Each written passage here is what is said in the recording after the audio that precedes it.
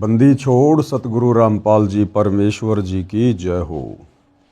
परमपिता परमात्मा सारी सृष्टि के रचनहार कुल मालिक असंख्य ब्रह्मांडों के स्वामी जगत गुरु तीनों लोकों में प्रवेश करके सबका धारण पोषण करने वाले राजाधीराज आत्माधार नाथों के नाथ देवों के देव महादेव सर्वेश्वर महेश्वर मृत्युंजय अजरो अमर आदि अनादि सनातनी प्रभु जगत पिता जगदीश्वर श्री श्री 1008 की उपाधि के वास्तविक अधिकारी अकाल मूर्त सौद स्वरूपी राम वासुदेव सर्वगतम ब्रह्म परम पूज्य प्रथम पूज्य परम संत परम पुरुष परम धनी परम दयालु सत्य कबीर हक्का कबीर अल्लाहु कबीर अल्लाहु अकबर बाखबर अल्लाह ताला जगत के तारणहार जगत के मुक्तिदाता जगत के जगन्नाथ हारे के सहारे हिंदुओं के राम मुसलमानों के अल्लाह सिखों के वाहिगुरु ईसाइयों के मसीह दया के सागर दयानिधि करुणा के सागर करुणानिधि स्वयंभू परिभू संकट मोचन कष्ट हरण मंगल करण दुख भंजन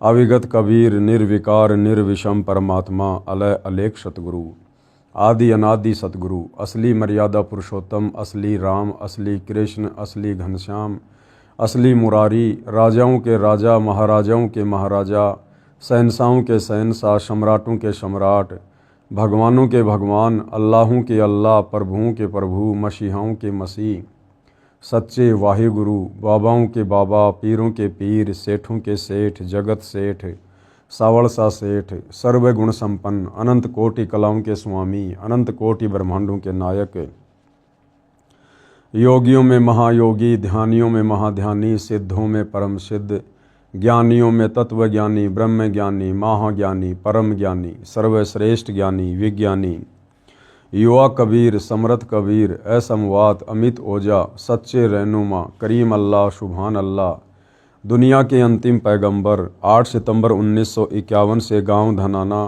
जिला सोनीपत हरियाणा भारतवर्ष की पावन भूमि पे प्रकट रियल कल की भगवान श्री नारायण साकार हरि श्री बाबा साहिब नूर अनंत परमात्मा सच्चे दरवेश सच्चे बाखबर संत श्रोमणी सतगुरु रामपाल जी परमेश्वर जी के चरण कमल में साध संगति से जुड़े हुए देश विदेश से आप और हम सभी सत्सेवक भाई बहनों का अनंत कोटि दंडवत प्रणाम। सत्साई भाई और बहनों, बहुत बड़ी दया बहुत बड़ी मेहर पूज्य गुरुदेव भगवान की परमेश्वर रामपाल जी की, जिनके शुभ आशीर्वाद से विशेषकर हिंदू समाज से जुड़े हुए श्रद्धालुओं को भाई बहनों को हिंदू धर्म के विषय में सनातन के विषय में हिंदू शास्त्रों के विषय में बहुत ही अच्छी और गहरी जानकारियां प्राप्त हो रही हैं। भाई और बहनों, ये पवित्र पुस्तक हिंदू साहिबान नहीं समझे गीता वेद पुराण सतगुरु रामपाल जी ने अपने कर कमल से लिखकर विश्व के मानव पर एक बहुत बड़ा उपकार किया है। विशेषकर हिंदू समाज से जुड़े भाई बहनों को अध्यात्म के विषय में इस पुस्तक को पढ़कर समझकर बहुत कुछ जानने को मिलेगा। तो भाई और बहनों, इसी पुस्तक पर आज हमारा 6 नंबर का वीडियो है। प्रत्येक वीडियो में गुरुदेव के आशीर्वाद से हमें बहुत गहरी जानकारी प्राप्त हो रही है। आज के वीडियो में परमेश्वर हमें इस पुस्तक में लिखकर समझा रहे हैं कि किस प्रकार से जैन धर्म के प्रथम तीर्थकर ऋषभ देव जी ने सतयुग में अपने पिता अंतिम कुलकर नाभिराज के बाद शास्त्र विरुद्ध साधना वेद विरुद्ध साधना करनी प्रारंभ कर दी थी। और ऋषभ देव जी ने वेद विरुद्ध साधना के बाद जो प्रथम नाम उपदेश दिया था वो अपने पौत्र मारीची को दिया था। और वही मारीची वाली आत्मा आगे चलकर जैन धर्म में 24वां तीर्थकर महावीर जैन बना। यानी विचार करने की बात है कि ऋषभ देव जी से उपदेश प्राप्त करके मारीची वाली आत्मा आगे चलकर महावीर जैन बना। तो सोचिए, जब ऋषभ देव जी ने सतयुग में ही वेद विरुद्ध साधना प्रारंभ कर दी थी तो भला महावीर जैन के पास में कौन सी वेदों के अनुसार साधना रही होगी। और कैसे महावीर जैन के बताए अनुसार साधना करके वर्तमान का जैन समाज सद्गति को प्राप्त हो सकता है। और महावीर जैन वाली आत्मा यानी मारीची के जीव ने महावीर जैन बनने तक के सफ़र में किन किन योनियों को भोगा, कितनी बार नरक में गया, कितनी बार स्वर्ग में गया, कितनी बार देवता बना, कितनी बार पशु बना, कितनी बार पक्षी बना, जो आज हम इस पवित्र पुस्तक में पढ़ने जा रहे हैं। तो ये सारे प्रमाण अपनी आंखों से देखने के बाद हिंदू समाज व विशेषकर जैन समाज के भाई बहनों को विचार करना चाहिए और इस कलयुग की पिछली पीढ़ी में एक बार पुनः उसी वेद अनुकूल साधना की ओर सतगुरु रामपाल जी जो विश्व को लेकर जा रहे हैं, सब ने विचार करके उनकी सत साधना को ग्रहण करके अपनी आत्मा का कल्याण करवाना चाहिए। तो सतयुग में ऋषभ देव जी से नाम उपदेश प्राप्त करके मारीची वाली आत्मा ने किन किन शरीरों में कष्ट उठाए, कैसी कैसी उस आत्मा की दुर्गति हुई, हम जैन समाज की प्रमाणित पुस्तकों से जानेंगे। जैन धर्म का विकास इतिहास, तीर्थकर ऋषभदेव की जीवन घटनाएं। तीर्थकर ऋषभदेव अंतिम कुलकर नाभिराज के पुत्र थे। उनकी माता का नाम मरु देवी था। वे इक्ष्वाकु वंशी नाभिराज अयोध्या के एक लोकप्रिय राजा थे। ये सतयुग के शुरुआत की बातें हैं। युवा होने पर नाभिराज ने ऋषभदेव का विवाह सुनंदा और सुमंगला से कर दिया। सुनंदा ने तेजस्वी पुत्र बाहुबली और पुत्री सुंदरी को जन्म दिया और सुमंगला ने भरत सहित 99 पुत्रों और ब्राह्मी पुत्री को जन्म दिया। समय आने पर ऋषभदेव ने भरत को अयोध्या का, बाहुबली को तक्षशिला का और शेष युवराजों को उनकी योग्यता अनुसार राज्य सौंपकर संसार त्याग दिया और दीक्षा लेकर साधना में लीन हो गए। साधना काल में पाणिपात्री ऋषभदेव 1 वर्ष तक निराहार रहे। ऋषभदेव जी जब साधना करने के लिए जंगलों में चले गए तो 1 वर्ष तक निराहार रहे। पहली बात तो ये भाई और बहनों कि वेदों में कहीं भी निराहार रहकर यानी भूखे मरकर साधना करने का कोई प्रावधान नहीं है और ना ही जंगलों में जाकर यानी कर्म सन्यासी बनकर साधना करने का कोई प्रावधान है। लेकिन सतयुग में ही ऋषभदेव जी ने वेद विरुद्ध साधना अपना मनमाना आचरण करते हुए प्रारंभ कर दी थी। बाद में बाहुबली के पौत्र श्रेयांश कुमार ने इक्षु रस देकर यानी गन्ने का रस देकर उनकी इस निराहार वृत्ति को तोड़ा। लगातार 1000 वर्ष तक तपस्या करने वाले, अब वेदों में गीता जी में कहीं भी तपस्या करने का कोई प्रावधान नहीं है। मुन्नी ऋषभदेव ने अंत में केवल्य ज्ञान प्राप्त किया और धर्म देशना प्रारंभ कर दी, यानी नाम उपदेश देना शुरू कर दिया मनमुखी रूप से ऋषभदेव जी ने। प्रथम नाम उपदेश यानी धर्म देशना भरत के पुत्र मारीची को दी, जो बाद में 24वें तीर्थकर महावीर बने। यानी यही मारीची वाली आत्मा आगे चलकर जैन धर्म में 24वें तीर्थकर महावीर जैन बने। प्रमाण के लिए पेश है जैन संस्कृति कोश के मुख्य पृष्ठ तथा पृष्ठ 175 व 177 की फोटोकॉपी।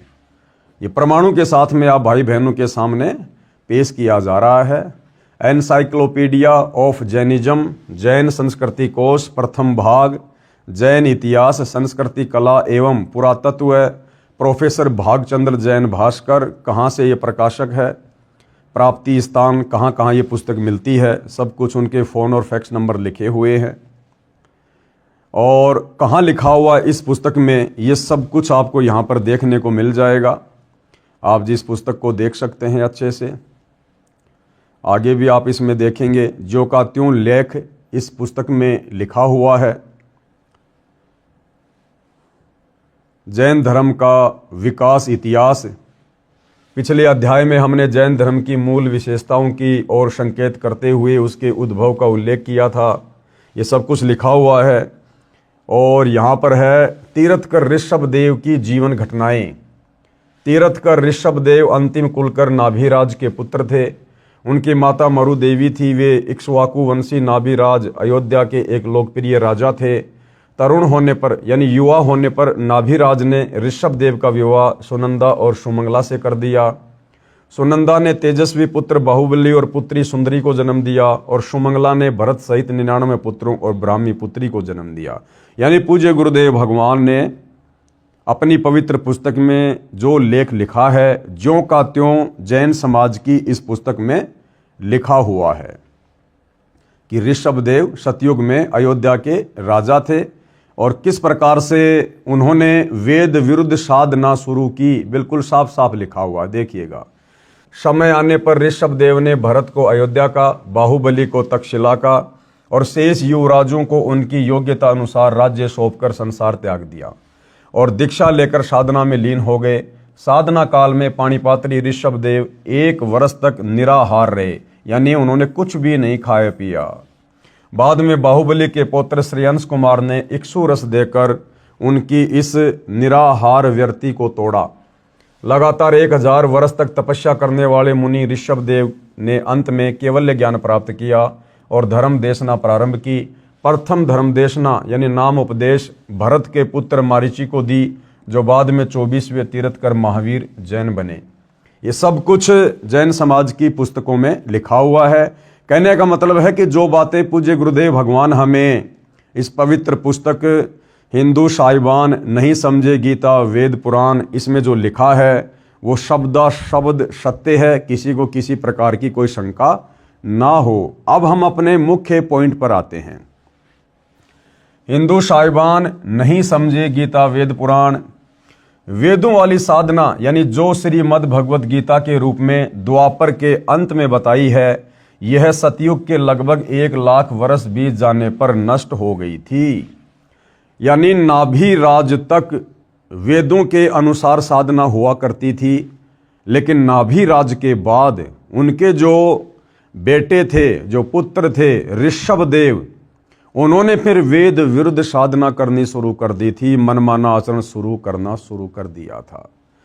यानी सनातन का धीरे धीरे पतन ऋषभदेव के बाद शुरू हो चुका था, यानी लुप्त हो गई थी। ऋषिजन व अन्य साधक मनमाना आचरण करने लग गए थे, जो गीता अध्याय 16 श्लोक 23 में व्यर्थ कहा है। इसका प्रमाण है राजा ऋषभदेव व मरीचि। राजा नाभिराज के पुत्र राजा ऋषभदेव राज त्याग कर मनमाना आचरण करने लगे।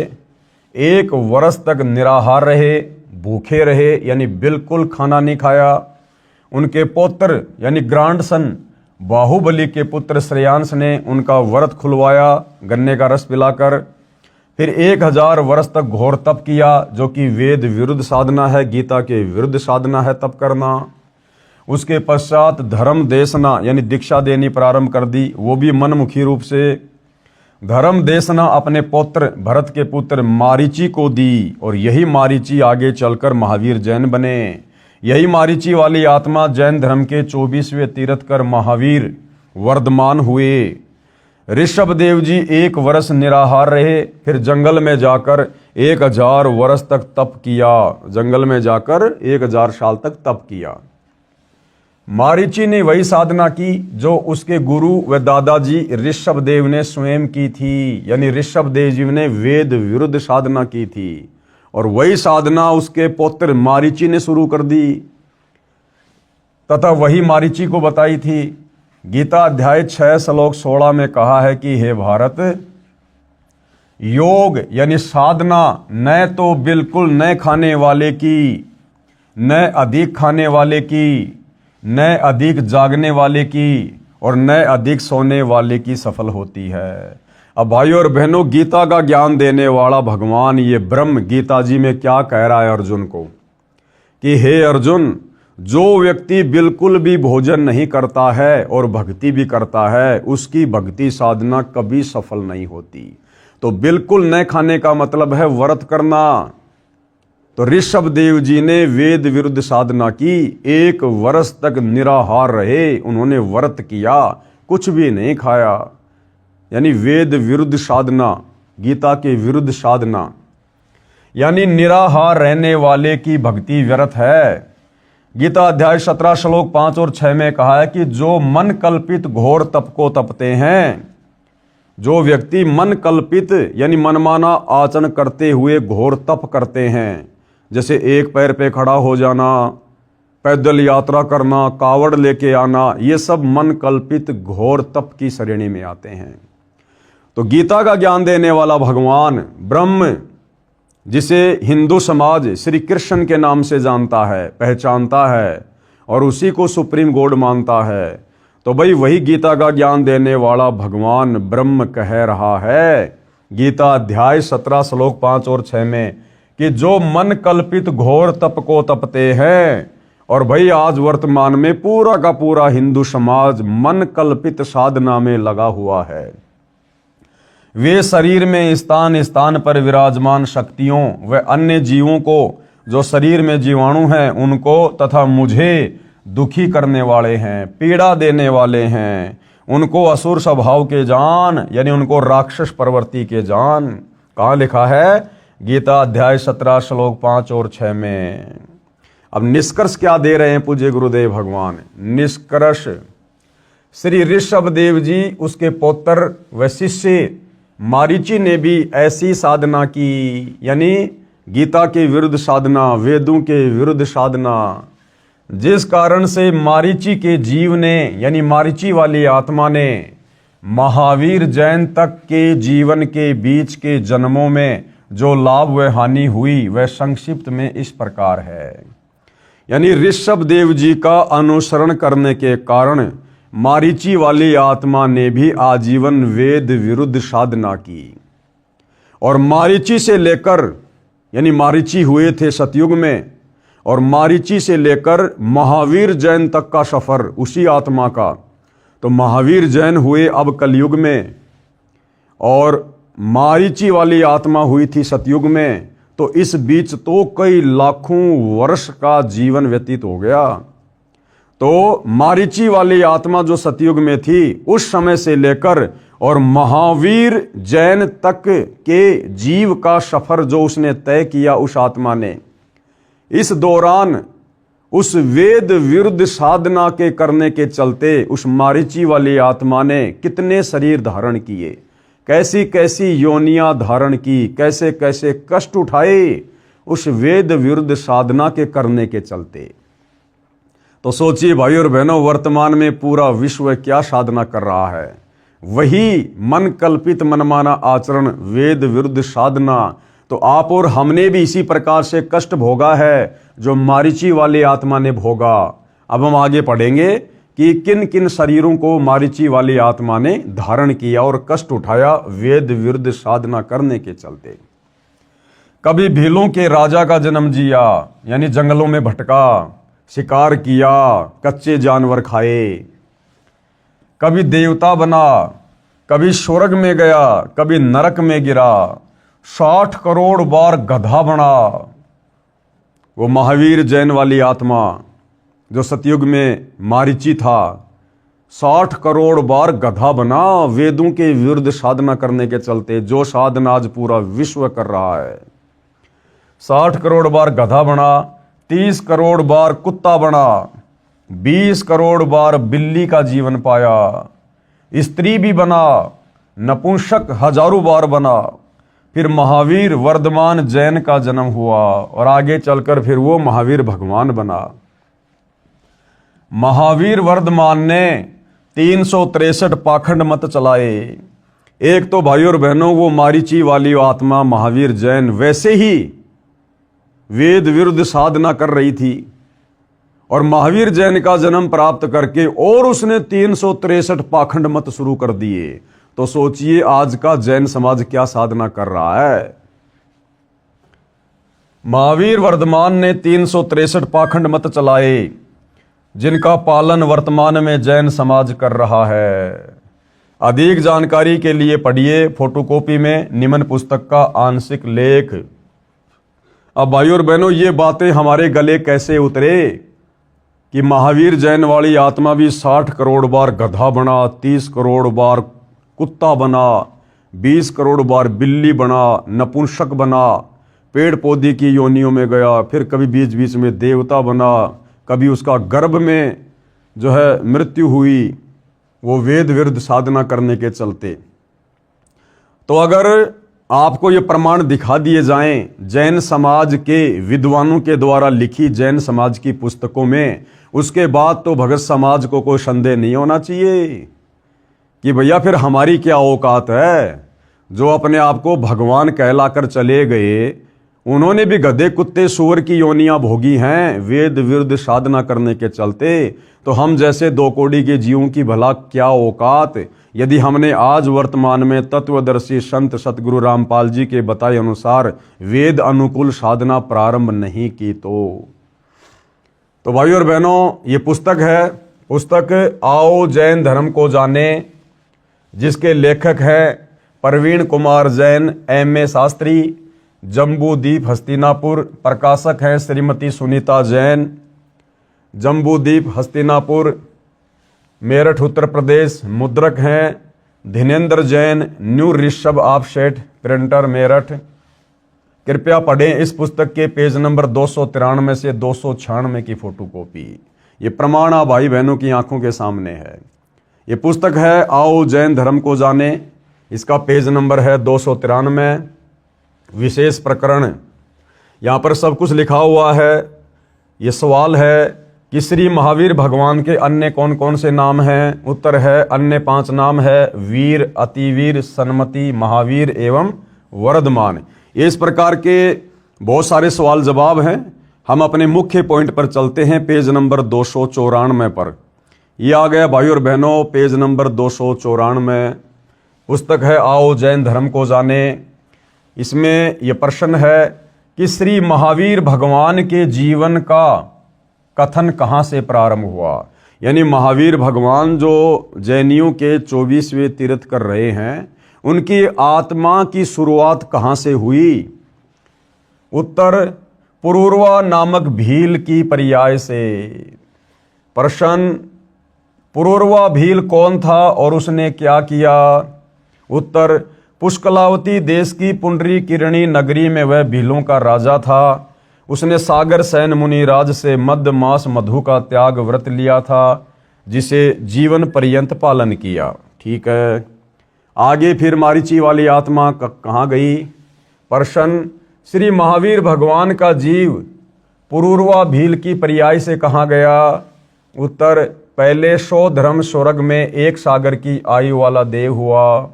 प्रश्न, पहले स्वर्ग के बाद श्री महावीर भगवान का जीव किस पर्याय में गया।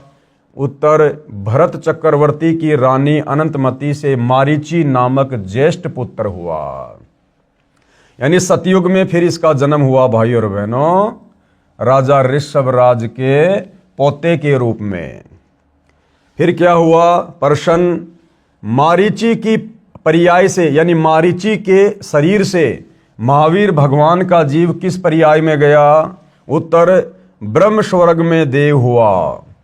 अब सतयुग से महावीर जैन के जीव की यात्रा शुरू होती है।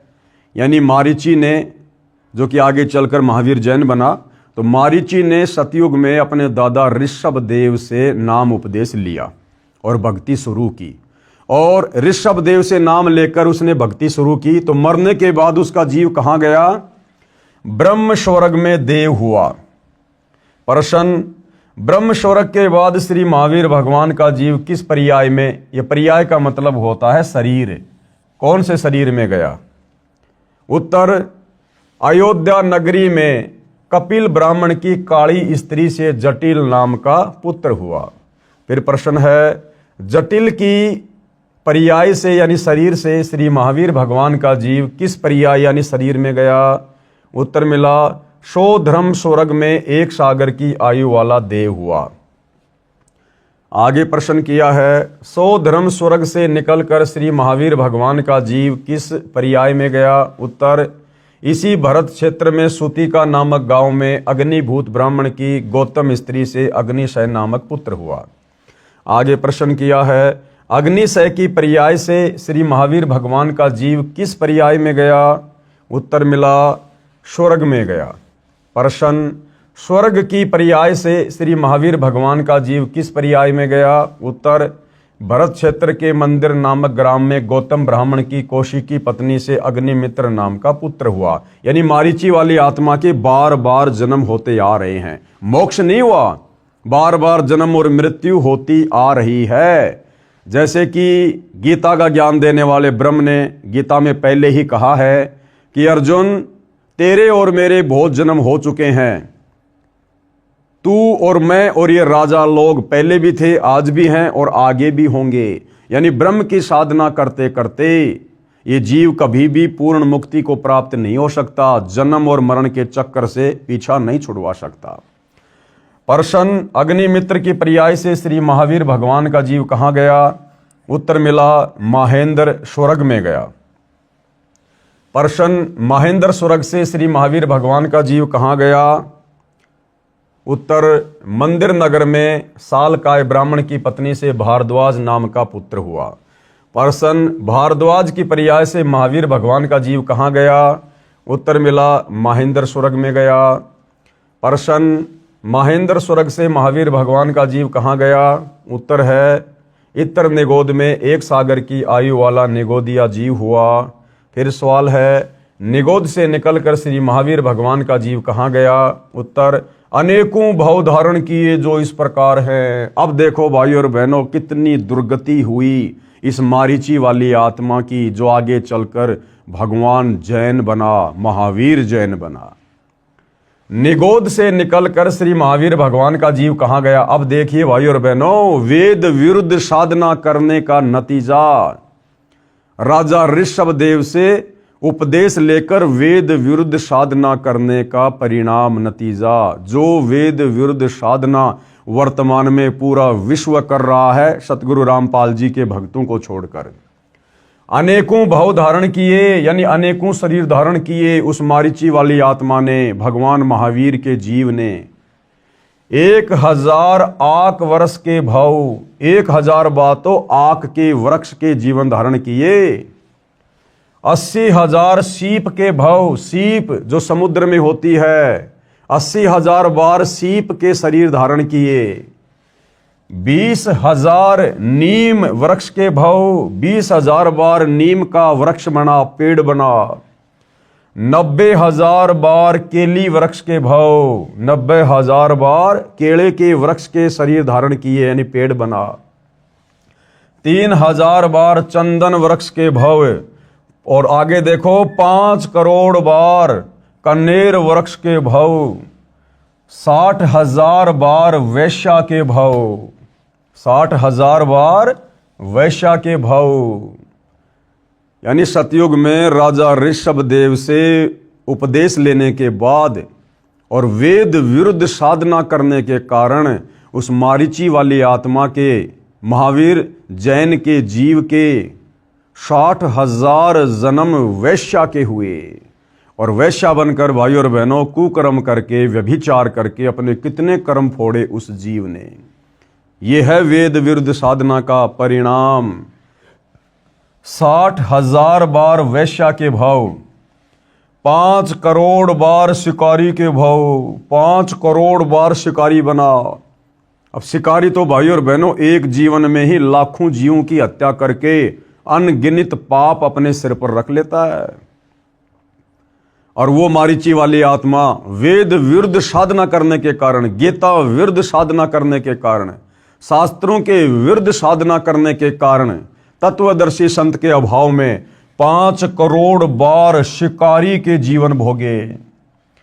20 करोड़ बार हाथी के भाव, वो मारीची वाली आत्मा 20 करोड़ बार हाथी बना, 20 करोड़ बार।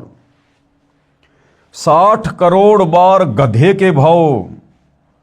अब जैनियों का भगवान महावीर, वही आत्मा मारीची वाली 60 करोड़ बार गधे के जीवन भोगे, गधे के 60 करोड़ बार गधे के भाव। अब गधे का तो भाई और बहनों एक जीवन ही बड़ा विचलित कर देने वाला है। गधे की क्या दुर्गति होती है, सारा दिन उसका मालिक कमर तोड़ मेहनत करवाता है और उसको घर पर खाने को भी कुछ नहीं देता है, कान पकड़ के घर से बाहर कर देता है। बाहर वो गधा उन कुर्डियों पर वो गंदगी खाता हुआ फिरता है। गधे की कमर में जख्म हो जाता है इतना सामान ढोने के कारण, और फिर कौवा उसकी पीठ पर बैठकर उसके मांस को नोचता है। वो जीव कितना दुखी होता है। और 60 करोड़ बार गधा बना महावीर जैन का जीव, वो मारीची वाली आत्मा। क्यों? वेद विरुद्ध साधना करने के कारण, मनमानी पूजा पाठ साधना करने के कारण। भाई और बहनों, वर्तमान का हिंदू समाज क्या कर रहा है? टोटली वेद विरुद्ध साधना, पूरा विश्व है। इसीलिए तो 84 लाख योनियों में गधे, कुत्ते, सूअर, इन पशु पक्षियों की, कीट पतंगों की इतनी ज्यादा संख्या हो गई है। वेद विरुद्ध साधना करने के कारण और उल्टे सीधे कर्म कुकर्म व्यसन करने के कारण सूअर के जन्म, कुत्ते के जन्म, एक कुतिया एक बार में 8-8, 10-10 बच्चों को जन्म देती है। एक सूअरी एक बार में 12-12 बच्चों को जन्म देती है। क्यों? क्योंकि पूरी दुनिया लाखों वर्षों से वेद विरुद्ध साधना करती हुई आ रही है, जिस कारण से परिणाम स्वरूप उस कर्म का फल तो भोगना पड़ेगा, इन पशु योनियों में तो जाना पड़ेगा। तो भाई और बहनों, ये परिणाम है वेद विरुद्ध साधना का। आज हम भले ही सतगुरु रामपाल जी की शरण में आ गए और यदि मर्यादा में रहकर भक्ति करते रहे तो निकट भविष्य में अपनी आत्मा का कल्याण करवा लेंगे। हम इस प्रकार से पुनः दुर्गति को प्राप्त नहीं होंगे। लेकिन भाई और बहनों, सतगुरुदेव भगवान के मिलने और उनकी सत्साधना के मिलने से पहले आप और हम सभी भाई बहनों के असंख्यों बार, करोड़ों बार इसी प्रकार से गधे, कुत्ते, सूअर, कीट पतंग, हाथी, शेर, सूअर, ये सारे जन्म हम लोग भोग चुके हैं। इन कष्टों को हमने झेला है, सहन किया है। इसलिए भाई और बहनों, अब हमने दृढ़ता के साथ उस वेद विरुद्ध साधना को त्याग कर सतगुरु रामपाल जी के द्वारा जो शास्त्र विरुद्ध साधना बताई जा रही है, हमने विशेष मर्यादाओं में रहकर इस साधना पर अंतिम समय और श्वास तक दृढ़ रहना है। तो मारीची वाली आत्मा ने क्या क्या शरीर भोगे? 20 करोड़ बार हाथी के भाव, 60 करोड़ बार गधे के भाव, 30 करोड़ बार कुत्ते के भाव। अब भाइयों और बहनों, यदि हम कुत्ते के एक जीवन पर गहनता से नजर डालें तो बड़ा विचलित कर देने वाला दृश्य है। कुत्ता पूरी रात भौंकेगा क्योंकि उसकी गंदी आदत है, उसका स्वभाव ही ऐसा है। सुबह उसको तेज की भूख लगेगी, भोजन के लिए घर घर जाएगा, कहीं उसको टूक मिलेंगे तो कहीं उसको जूत मिलेंगे। मान लो किसी भगवान आत्मा ने एक टुकड़ा डाल दिया, अब एक टुकड़े से उस भूखे कुत्ते की भूख शांत नहीं होती और ज्यादा बढ़ जाती है, और एक टुकड़ा भी जमीन में डाल दिया जाता है, साथ में 10 ग्राम मिट्टी खाएगा। फिर भाई और बहनों दूसरे घर में जाएगा, वहां उसका सौभाग्य या दुर्भाग्य उसको रोटी का टुकड़ा मिले या उसको डंडा मिले। किसी ने डंडा मार दिया, सीधा खेतों में जाएगा, वहां पर वो लैट्रिन खाएगा, गोबर खाएगा। कुत्ते आपस में लड़ते हैं, झगड़ते हैं, एक दूसरे का शरीर फाड़ देते हैं, उसमें कीड़े पड़ जाते हैं, जख्म हो जाता है, कुत्ते को खुजली लग जाती है, एक्सीडेंट में पैर टूट जाता है, कमर टूट जाती है, और कितनी दुर्गति से भाई और बहनों वो कुत्ता अपना जीवन पूरा कर पाता है। ना समय पे खाना, ना पीना, ना ढंग से सोना, कैसी दुर्गति है उसकी। अब ना उसके पास कोई परिवार है, ना कोई जमीन है, ना फार्म हाउस है, ना कोई बिजनेस कर सकता है, ना अपनी दुख तकलीफ पीड़ा बोलकर किसी को बता सकता है। और मारीची वाली आत्मा ने, महावीर जैन के जीव ने कितनी बार कुत्ते के शरीर धारण किए? 30 करोड़ बार। 60 करोड़ बार नपुंसक के भव, 60 करोड़ बार हिजड़ा बना, 60 करोड़ बार, और 20 करोड़ बार स्त्री के भव, 90 लाख बार धोबी के भव, 8 करोड़ बार घोड़े के भव, 8 करोड़ बार घोड़ा बना, 20 करोड़ बार बिल्ली के भव, 60 लाख बार गर्भपात में मरण, और 60 लाख बार वो मारीची वाली आत्मा वेद विरुद्ध साधना करने के कारण, मनमानी भक्ति साधना करने के कारण, और 60 लाख बार गर्भपात से मरण यानी मां के पेट में ही उसकी मृत्यु हो गई, और 80 लाख बार देव पर्याय को प्राप्त हुआ। अब क्या करेंगे उस देवता के शरीर को जो 60 करोड़ बार, 30 करोड़ बार गधे कुत्ते के शरीर भोगने पड़ रहे हैं। तो भाई और बहनों, ये दुर्गति हुई उस आत्मा की जिसने वेद विरुद्ध साधना की, और आज वही वेद विरुद्ध साधना पूरा विश्व कर रहा है। तो आगे क्या दुर्गति होगी, ये प्रमाण आप जियों की आंखों के सामने है। उपरोक्त बहुओं को प्राप्त करने के बाद, यानी उपरोक्त सारे शरीर भोगने के बाद गधे कुत्ते के, श्री महावीर भगवान ने किस पर्याय को प्राप्त किया? उत्तर राजगृह नगर में सथावर नाम का ब्राह्मण हुआ। प्रश्न, सथावर की पर्याय से श्री महावीर भगवान का जीव कहाँ गया? उत्तर महेंद्र स्वर्ग में 7 सागर की आयु वाला देव हुआ। प्रश्न, महेंद्र स्वर्ग से महावीर भगवान का जीव कहाँ गया? उत्तर राजगृह में विश्वभूति राजा की जैनी रानी से विश्वनंदी नाम का पुत्र हो गया। प्रश्न, विश्वनंदी पर्याय से निकलकर श्री महावीर भगवान का जीव कहाँ गया? महाशुक्र स्वर्ग में देव हुआ। प्रश्न, महाशुक्र स्वर्ग से निकलकर महावीर भगवान का जीव कहाँ गया? उत्तर त्रिपष्ट नामक नारायण हुआ। प्रश्न, त्रिपष्ट नारायण से श्री महावीर भगवान का जीव कहाँ गया? उत्तर 7वें नरक में, 7वें नरक में गया। फिर वो यानी सबसे भयंकर सजा जहां मिलती है, थर्ड क्वालिटी का नरक, 7वें नरक में गया। प्रश्न, 7वें नरक से श्री महावीर भगवान का जीव कहाँ गया? ये पेज नंबर 294 है। आओ जैन धर्म को जाने, ये पुस्तक। सिंहगिरी पर्वत पर सिंह हुआ, पुनः प्रथम नरक में गया। प्रश्न, प्रथम नरक से निकलकर श्री भगवान महावीर का जीव कहाँ गया? हिमवान पर्वत शिखर पर सिंह हुआ, यहां पर उसे अजितंजय एवं अमित गुण नामक मुनिराज ने संबोधित किया। प्रश्न, सिंह का जीव किस पर्याय में गया? सौधर्म स्वर्ग में सिंह केतु नाम का देव हुआ। सिंह केतु का जीव किस पर्याय में गया? कनक प्रभु नगर में राजा नकपुंख विद्याधर और रानी कनकमाला से कंकोज्वल नाम का पुत्र हुआ। फिर कनकोज्वल आगे किस पर्याय में गया?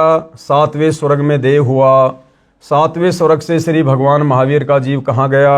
अयोध्या नगरी में राजा वज्रसेन की शीलवती रानी से हरिसेन नाम का पुत्र हुआ। ये उसके बहुत सारे जन्म लिखे हुए हैं भाई और बहनों। और अंत में फिर वो जीव कहाँ गया? अंत में देखिएगा, पुष्कोत्तर विमान में देव हुआ। तदंतर 24वें तीर्थ कर श्री महावीर भगवान हुए। अपनी इतनी दुर्गति करवाकर, इतने कष्ट उठाकर, गधे के, कुत्ते के, घोड़े के, नपुंसक के, धोबी के, वृक्षों के ये शरीर भोगने के बाद, और अंत में वो मारीची वाली आत्मा फिर क्या बना? अंत में 24वें तीर्थ कर श्री महावीर भगवान हुए। अभी भी भगवान, कितनी बार गधा बना, कुत्ता बना, उसके बाद भी भगवान। प्रश्न, श्री महावीर भगवान के जीव ने कितने पाखंड मत चलाए? अब देखो भाई और बहनों, ये पुस्तक सतगुरु रामपाल जी ने नहीं लिखी है, जैन समाज के विद्वानों ने लिखी है, और पूरे जैन समाज को स्वीकार्य है। और क्या लिखा जा रहा है कि श्री महावीर भगवान के जीव ने कितने पाखंड मत चलाए? 363 पाखंड मत चलाए। पहली बात तो वो मारीची वाली आत्मा वेद विरुद्ध साधना करने के चलते खुद कितना दुखी हुआ, कितना परेशान हुआ। और आगे चलकर जब वो मारीची वाली आत्मा महावीर जैन बना, उसने और 363 पाखंड मत चला दिए। यानी आज का जैन समाज वो साधना भी नहीं कर रहा जो साधना ऋषभ देव ने मारीची को दी थी, क्योंकि आगे चलकर उसी मारीची वाली आत्मा ने महावीर जैन बनकर भक्ति के स्वरूप को और अधिक बिगाड़ दिया और मनमाना आचरण करते हुए मनमुखी रूप से 363 पाखंड मत चला दिए। तो भाइयों और बहनों, यदि सतगुरु रामपाल जी की शरण में आकर जैन समाज के भाई बहनों ने, हिंदू समाज ने, विश्व के मानव समाज ने यदि ये सत्य साधना दोबारा शुरू नहीं की, तो इससे भी भयंकर दुर्गति आत्माओं की होगी निकट भविष्य में। श्री महावीर भगवान के जीव ने कितने पाखंड मत चलाए? 363 पाखंड मत चलाए। खुद जैन समाज के विद्वान अपनी कलम से लिख रहे हैं। ऊपर लगी फोटोकॉपी पुस्तक आओ जैन धर्म को जाने की है। 3रा अध्याय, हिंदू साहिबान नहीं समझे गीता वेद पुराण, इसका 3रा अध्याय। पवित्र हिंदू समाज में प्रचलित गीता तथा वेदों के विपरीत साधना कैसे प्रवेश हुई। अब देखो भाइयों और बहनों, बार बार गुरुदेव भगवान जोर देकर हमें यही समझाना चाह रहे हैं कि भाई ये वेद विरुद्ध साधना, सनातन विरुद्ध साधना, ये कब शुरू हुई, कैसे शुरू हुई? क्योंकि भाइयों और बहनों, जब तक ये सच्चाई हमारे हृदय में प्रवेश नहीं करेगी, हमारा मन इन बुराइयों को छोड़ने से पीछे नहीं हटेगा, ये वेद विरुद्ध साधना से हटने को पीछे नहीं होगा। इसलिए हमने बारंबार इस सच्चाई को पढ़ना पड़ेगा, अपने हृदय में जमाना पड़ेगा कि पवित्र हिंदू समाज में यानी सनातन धर्म में ये वेद विरुद्ध और गीता विरुद्ध साधना कैसे प्रचलन में आई, कैसे भक्ति का स्वरूप बिगड़ा। चारों वेदों ऋग्वेद, यजुर्वेद, सामवेद तथा अथर्ववेद को हिंदू समाज दिल से मानता है। यानी हिंदू तो विशेषकर वेदों को अपने सदग्रंथ मानते हैं कि इनमें परमात्मा की महिमा की जानकारी तथा साधना यानी भक्ति की जानकारी भी सत्य है। यह भी मानता है कि श्रीमद् भगवद गीता चारों वेदों का सार है और संक्षिप्त रूप है। वेदों को ठीक ठीक से हिंदू नहीं समझ सके। कारण यह था कि वेदों का ज्ञान राजा नाभिराज यानी ऋषभ देव के पिता के बाद नष्ट हो गया था। यानी सतयुग 1 लाख वर्ष बीतने के बाद धीरे धीरे ऋषभ देव के बाद वेद विरुद्ध साधना शुरू हो चुकी थी। वेद ज्ञान धीरे धीरे नष्ट होना, लुप्त होना शुरू हो चुका था। उस समय सतयुग लगभग 1 लाख वर्ष ही बीता था। यानी नाभिराज के बाद जब राजा ऋषभ देव अयोध्या के राजा बने, उस समय तक सतयुग केवल 1 लाख वर्ष ही बीता था, जो कि सतयुग की कुल उम्र 17,28,000 वर्ष थी। ऋषिजन एक दूसरे से सुनकर या देखकर शास्त्र विधि त्याग कर मनमाना आचरण करने लगे, जिसका प्रत्यक्ष प्रमाण ऊपर ऋषभ देव जी तथा मरीची यानी महावीर जैन की क्रियाओं और उपलब्धि व दुर्गति के प्रकरण में है। गीता अध्याय 6 श्लोक नंबर 16 में कहा है, गीता ज्ञान देने वाले भगवान ब्रह्म ने क्या कहा? हे अर्जुन, यह योग यानी साधना न तो बहुत खाने वाले का यानी व्रत रखने वाले का, भूखे रहने वाले का, जैसा कि ऋषभ देव ने 1 वर्ष तक निराहार रहकर भक्ति की जो वेद विरुद्ध थी। तो गीता का ज्ञान देने वाला भगवान अर्जुन को कह रहा कि हे अर्जुन, यह योग यानी भक्ति साधना न तो बहुत खाने वाले का और न बिल्कुल न खाने वाले का, यानी निराहार रहना, व्रत करना, यानी निराहार भूखा रहने वाले का, न अधिक सोने वाले का तथा न अधिक जागने वाले का सिद्ध होता है। इससे सिद्ध हो जाता है कि ऋषभ देव जी ने व मरीची ने शास्त्र विधि त्याग कर मनमाना आचरण किया, जिस कारण से उनकी साधना यानी भक्ति व्यर्थ थी, यूजलेस थी, बेकार थी वो साधना, जिन्हें हम बहुत बड़े ऋषि संत महात्मा मानकर बड़े सम्मान वाली दृष्टि से देख रहे थे। जैन समाज के लोग कहते हैं हमारे प्रथम तीर्थकर ऋषभ देव जी, उनके समान ज्ञान किसी को नहीं, उनके समान कोई भक्ति नहीं कर सकता। अरे उनसे भी गिरी हुई भक्ति आज पूरा संसार कर रहा है, पूरी दुनिया कर रही है मेरे भाई। क्योंकि ऋषभ देव जी ने अपने जीवन काल में वेद विरुद्ध साधना शुरू कर दी थी और मारीची ने भी उसी साधना को ग्रहण किया, और वही मारीची वाली आत्मा आगे चलकर जैन धर्म में 24वां तीर्थकर महावीर जैन बना। तो भाई ये साधना तो आज पूरा विश्व कर रहा है, जो साधना सतयुग में ऋषभ देव ने शुरू की थी।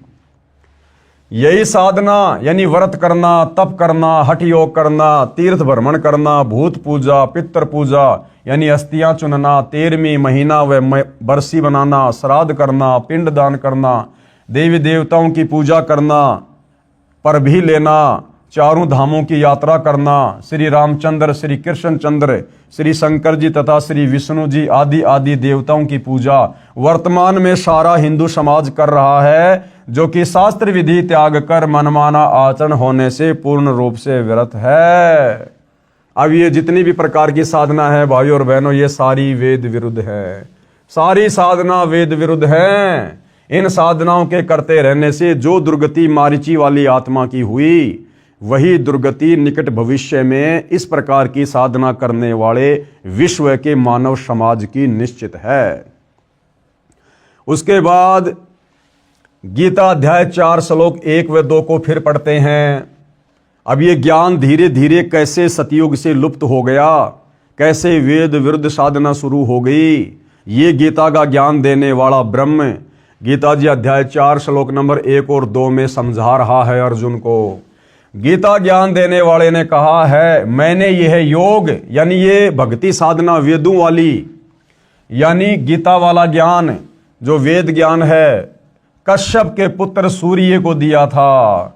सूर्य ने अपने पुत्र मनु को दिया, मनु ने अपने पुत्र इक्ष्वाकु को दिया सतयुग में, और इक्ष्वाकु ने अपने वंशजों यानी राजाओं को दिया। फिर इक्ष्वाकु वंशी अंतिम कुलकर राजा नाभिराज तक वेद ज्ञान के आधार से भक्ति रही। राजा नाभिराज का पुत्र ऋषभ देव हुआ। ऋषभ देव ने वेद विधि त्याग कर मनमाना आचरण करना शुरू किया, यानी सतयुग में राजा ऋषभ देव से ही वेद विरुद्ध साधना समाप्त होना शुरू हो चुकी थी। यानी सतयुग में राजा ऋषभ देव के बाद से वेद अनुकूल साधना खत्म और वेद विरुद्ध साधना शुरू हो चुकी थी। उसी समय से सब ऋषियों ने एक दूसरे को देख व सुनकर हठ योग व घोर तप किए जो शास्त्र विरुद्ध थे। उसी अनुभव से 18 पुराणों की रचना की गई। यानी इन पुराणों में वो वेदों वाला ज्ञान नहीं है, क्योंकि जिन ऋषियों ने सुनी सुनाई बातों के आधार से इन पुराणों की रचना की है, वो ऋषि स्वयं वेद विरुद्ध साधना किया करते थे। तो भला उनके अनुभव और उनकी साधना उनके द्वारा लिखे पुराणों में हमें कहाँ से मिलेगी, जब वो ऋषि खुद ही वेदों के विरुद्ध साधना किया करते थे। गीता अध्याय 4 श्लोक 1 और 2 में यह भी स्पष्ट किया है, हे परंतप अर्जुन, ये योग यानी भक्ति, ये गीता वाला ज्ञान, ये वेदों वाला ज्ञान, गीता वाला ज्ञान बहुत काल से नष्ट हो चुका है। यानी सतयुग के 1 लाख वर्ष बाद से ये गीता और वेदों वाला ज्ञान नष्ट हो चुका है, लुप्त प्राय हो गया। अब निष्कर्ष क्या निकलता है इसका, इसके निष्कर्ष की ओर हम बढ़ेंगे। वेद ज्ञान का अभाव नाभिराज के बाद, यानी सतयुग में नाभिराज के समय तक भाई और बहनों वेदों के अनुसार साधना होती थी, लेकिन नाभिराज के बाद जब उनके पुत्र ऋषभ देव अयोध्या के राजा बने तो ऋषभ देव ने फिर मनमाना आचरण करना शुरू कर दिया था, वेद विरुद्ध भक्ति साधना करनी शुरू कर दी थी। वेद ज्ञान का अभाव नाभिराज के बाद सतयुग में हो गया था, यह ऊपर प्रमाणित कर दिया है। ऋषियों ने शास्त्र विधि त्याग कर यानी वेदों वाली साधना को त्याग कर अपनी इच्छा से मनमाना आचरण किया, यह अनुभव पुराणों में लिखा है और उन्हीं ऋषियों का अनुभव इन पुराणों में लिखा हुआ है।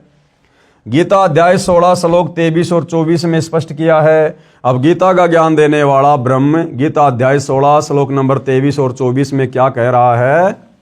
गीता अध्याय 16 श्लोक 23, जो व्यक्ति यानी जो भगत शास्त्र विधि को त्याग कर यानी वेदों और गीता वाली साधना को त्याग कर जो अपनी इच्छा से मनमाना आचरण करता है, हरे रामा हरे कृष्णा राम राम राधे राधे श्याम मिला दे, तीर्थों पर जाना व्रतों पे जाना, व्रत करना, पैदल यात्रा करना, कावड़ लेके आना, देवी देवताओं की पूजा करना, पितृ पूजा करना, भैरव भूत की पूजा करना, श्राद्ध निकलना, चौराहों की पूजा करना, पेड़ पौधों की पूजा करना, दुनिया भर के मनमाने पाखंड जंतर मंत्र, ये सब वेद विरुद्ध साधना है। तो गीता ज्ञान देने वाला ये भगवान ब्रह्म गीता अध्याय 16 श्लोक 23 में अर्जुन से क्या कह रहा है कि जो व्यक्ति, जो साधक, जो भगत शास्त्र विधि को त्याग कर यानी वेद और गीता में लिखी सत्य साधना को त्याग कर जो अपनी इच्छा से मनमाना आचरण करता है, उसको न तो सुख प्राप्त होता है न सिद्धि प्राप्त होती है। जो कार्य सिद्ध करती है मोक्ष में सहयोगी होती है तथा न उसकी गति यानी मोक्ष होती है। अब बताओ, मारीची की गति नहीं हुई, वेद विरुद्ध साधना करने वाले मारीची की गति नहीं हुई। कितनी बार गधा बना, कितनी बार कुत्ता बना, कितनी बार बिल्ली बना, कैसे कैसे भाव में जाकर उसने कष्ट भोगे। गीता अध्याय 16 श्लोक 23 का निष्कर्ष है। अब गीता अध्याय 16 श्लोक 24 क्या कह रहा है कि फिर हमें क्या करना चाहिए? इससे तेरे लिए अर्जुन कर्तव्य यानी जो भक्ति कर्म करने योग्य हैं और अकर्तव्य जो भक्ति कर्म न करने योग्य हैं, उसके लिए शास्त्र ही प्रमाण है कि भैया ये वेद और गीता ही प्रमाण है कि कौन सी भक्ति करनी चाहिए और कौन सी भक्ति नहीं करनी चाहिए। और गीता जी ने अपना निष्कर्ष बता दिया। गीता ज्ञान देने वाले ब्रह्म ने गीता अध्याय 4 श्लोक नंबर 34 में बता दिया कि अर्जुन, अगर तुझे पूर्ण मोक्ष प्राप्त करना है, शाश्वत स्थान सतलोक में जाना है, तो भाई उस तत्व ज्ञान की प्राप्ति के लिए, उस विशेष ज्ञान की प्राप्ति के लिए तू किसी तत्वदर्शी संत की खोज कर ले। और तत्वदर्शी संत के बताए अनुसार यदि तू सत भक्ति करेगा तो तेरी मुक्ति होगी, तो तेरा मोक्ष होगा। तो भाई और बहनों, वो तत्वदर्शी संत वर्तमान में पृथ्वी पर एकमात्र सतगुरु रामपाल जी हैं, जिनके पास वो तत्व ज्ञान है जिस तत्व ज्ञान के विषय में गीता बोलने वाले ब्रह्म ने अध्याय 4 श्लोक नंबर 34 में निर्देशित किया है। तो गीता अध्याय 16 श्लोक 24 में क्या कहा है कि इससे तेरे लिए अर्जुन कर्तव्य यानी जो भक्ति कर्म करने योग्य हैं और अकर्तव्य जो भक्ति कर्म न करने योग्य हैं, उन सब के लिए शास्त्र ही प्रमाण है। तो शास्त्रोक्त साधना कर यानी शास्त्र विधि के अनुसार साधना कर। ये गीता अध्याय 16 श्लोक 24 का निष्कर्ष है। अब गुरुदेव क्या कह रहे हैं? विशेष यानी इसमें विशेष बात क्या है? जब गीता का ज्ञान बताया गया उस समय द्वापर मात्र 100 वर्ष शेष था।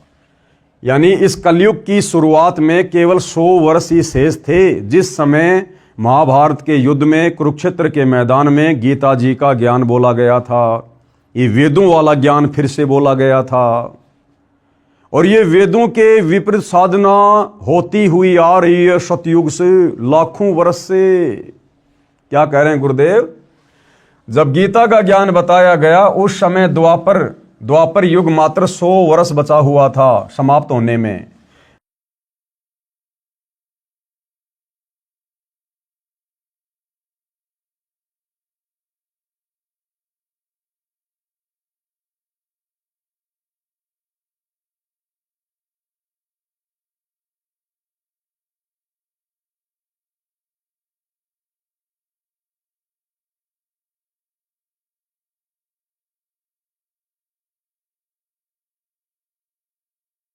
गणित की रीति से समझते हैं 4 युग है।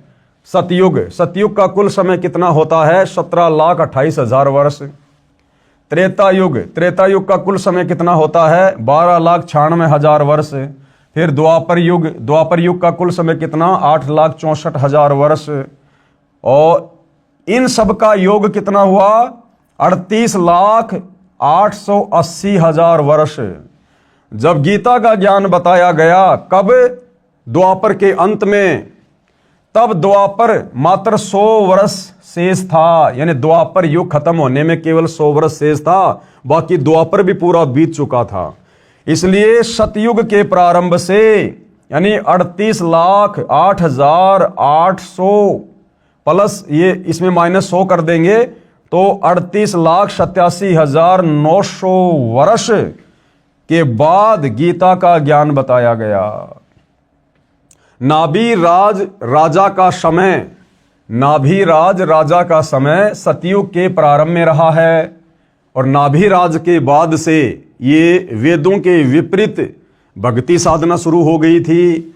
नाभिराज राजा का समय सतयुग के प्रारंभ में रहा है, क्योंकि वह इक्ष्वाकु जी का परपौत्र था। मनु का जीवन काल सतयुग के प्रारंभ में रहा है। राजा इक्ष्वाकु मनु जी का पुत्र था। यदि नाभिराज तक 1,00,000 वर्ष सतयुग बीत गया माना जाए तो गीता का ज्ञान राजा नाभिराज जी से 37,87,900 वर्ष बाद कहा गया, द्वापर के अंत में, महाभारत के क्षेत्र में। सतयुग के 1,00,000 वर्ष के बाद से जो शास्त्र विधि त्याग कर मनमाना आचरण ऋषियों ने किया वह अनुभव पुराणों में भरा हुआ है। अंतिम कुलकर राजा नाभिराज के बाद से अयोध्या के राजा उसके पुत्र ऋषभदेव ने जो वेद विरुद्ध साधना शुरू कर दी थी, उसके बाद ऋषियों ने एक दूसरे की कही सुनी बातों के आधार से और अपनी भक्ति साधना के अनुभव के आधार से जो पुस्तकें लिखी उनको पुराण कहा जाता है, उपनिषद कहा जाता है। और भाइयों और बहनों, जो ज्ञान सतयुग की शुरुआत में समाप्त हो गया था ऋषभदेव के बाद, वेदों वाला ज्ञान, उसके बाद वही वेदों वाला ज्ञान दोबारा से 38 लाख और कुछ वर्षों के बाद द्वापर युग के अंत में गीता के रूप में फिर से सुनाया गया, फिर से बोला गया।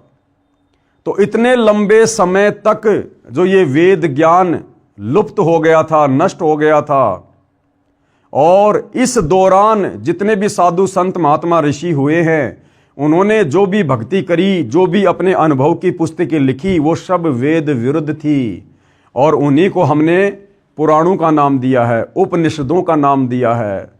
तो भाइयों और बहनों, उन पुराणों में यानी 18 पुराणों में और उपनिषदों में और उन ऋषि महर्षियों के अनुभव की पुस्तकों में पूर्ण मुक्ति का मार्ग नहीं है, शास्त्र अनुकूल साधना का ज्ञान नहीं है।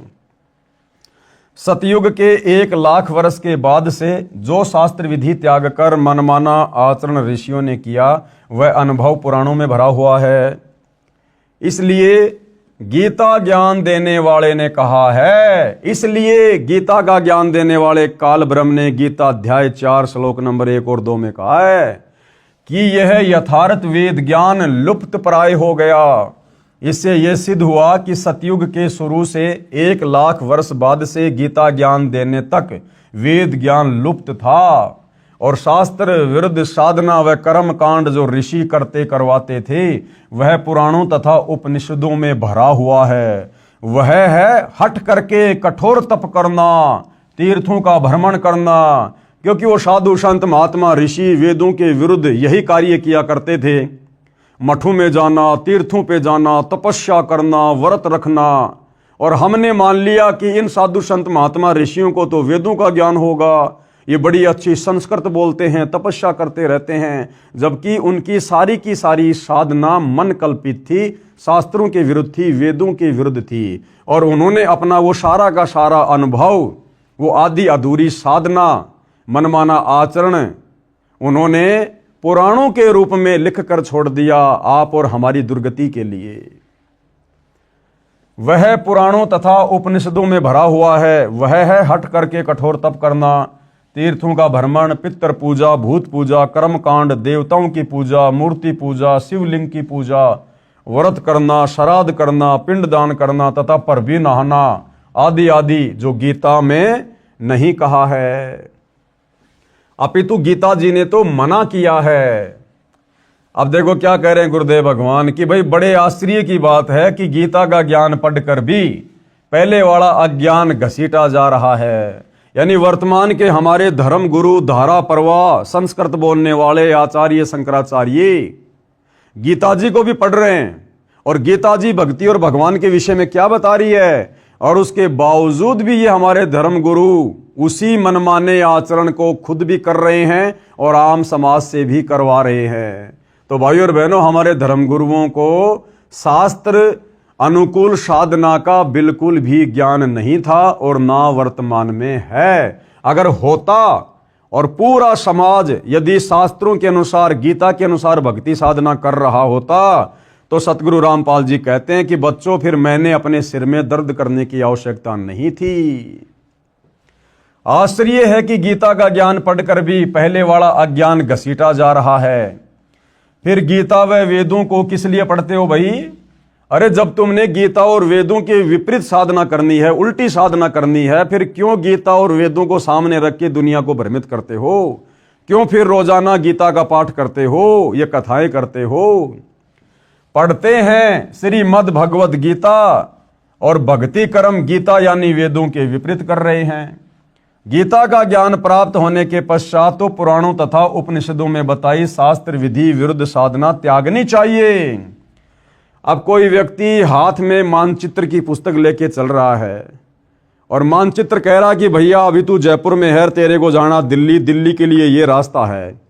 अब हाथ में तो उसने वो मानचित्र वाली पुस्तक ले रखी है, मानचित्र को खोल भी रखा है जिसमें जयपुर से दिल्ली का रास्ता बता रखा है, और जा रहा है वो व्यक्ति उस पुस्तक को हाथ में लेकर बंबई की तरफ विपरीत दिशा में। तो क्या फायदा फिर वो पुस्तक हाथ में लेने का, मानचित्र देखने का, जब तू उल्टी दिशा में जा रहा है। तो ये हमारे वर्तमान के जितने साधु संत महात्मा और ये पहले वाले जितने भी बड़े बड़े ऋषि मुनि, ये नाम तो लिया करते थे कि मैं वेदों के अनुसार कथा कर रहा हूं, गीता जी के अनुसार कर रहा हूं, लेकिन ज्ञान सारा का सारा मनमाना, उनके विपरीत, उनके विरुद्ध। तो क्या फायदा फिर उन गीता और वेदों का हवाला देने का? पढ़ते हैं श्रीमद् भगवद गीता और भक्ति कर्म गीता यानी वेदों के विपरीत करते हैं।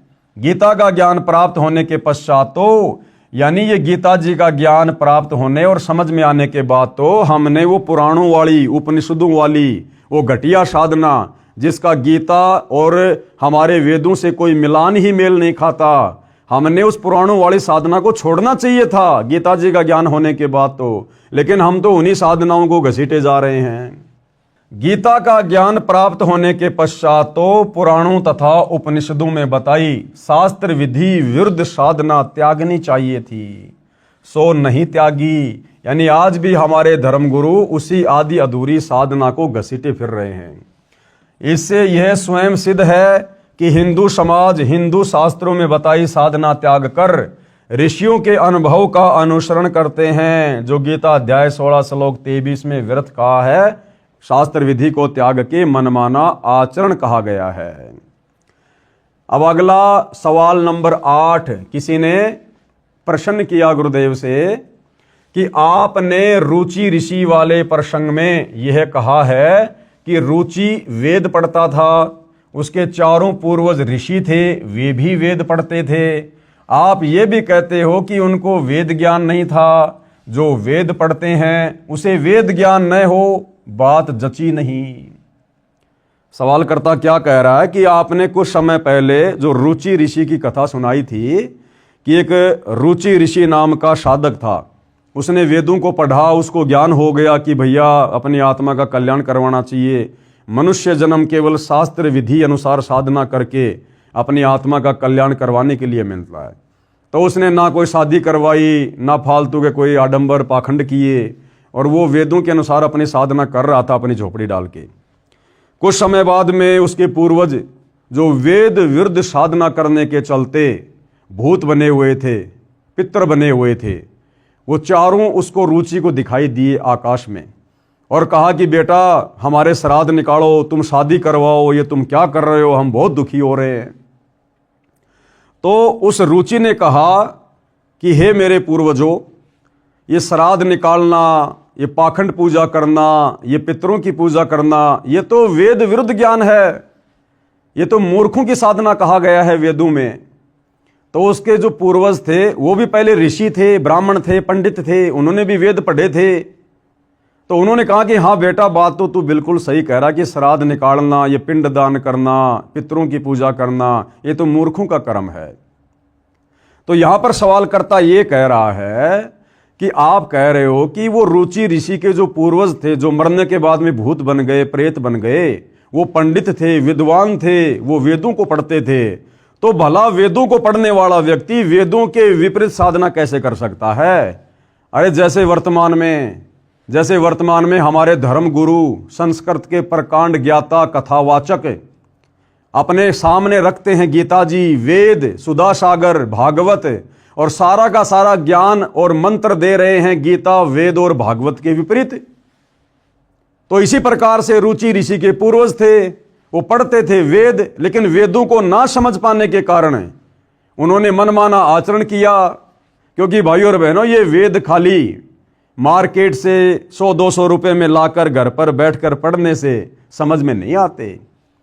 जिस प्रकार एक बच्चा, चाहे उसका पिता कितना बड़ा विद्वान है, उस बच्चे को घर पर कितनी अच्छी अच्छी पुस्तकें लाकर दे दे, लेकिन जब तक वो बच्चा स्कूल नहीं जाएगा, गुरु बनाकर उस ज्ञान को ग्रहण नहीं करेगा, ना वो बच्चा अच्छे से ज्ञान ग्रहण कर सकता और ना वो बच्चा नौकरी लग सकता।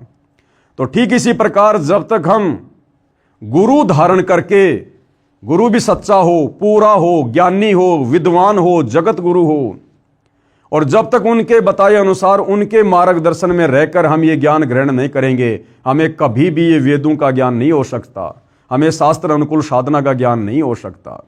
इसलिए परमात्मा कहते हैं, वेद पढ़े पर भेद न जाने, ये बाँचे पुराण 18, और जड़ को अंधे पान खवावें, ये भूल गए सृजनहारा। ये लोग वेद तो पढ़ा करते थे, संस्कृत भाषा का तो ज्ञान था, लेकिन संस्कृत भाषा में वेदों के और गीता के श्लोक वास्तव में अध्यात्म के विषय में कह क्या रहे? वो सांकेतिक था, कोड वर्ड में था।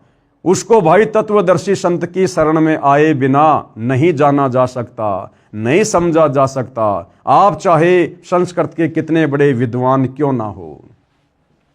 तो उत्तर दिया गुरुदेव भगवान ने, दास ने यह कहा है कि ऋषिजन वेद पढ़ते थे, परंतु उनको वेदों का ज्ञान नहीं था, वे वेदों को ठीक से समझे नहीं।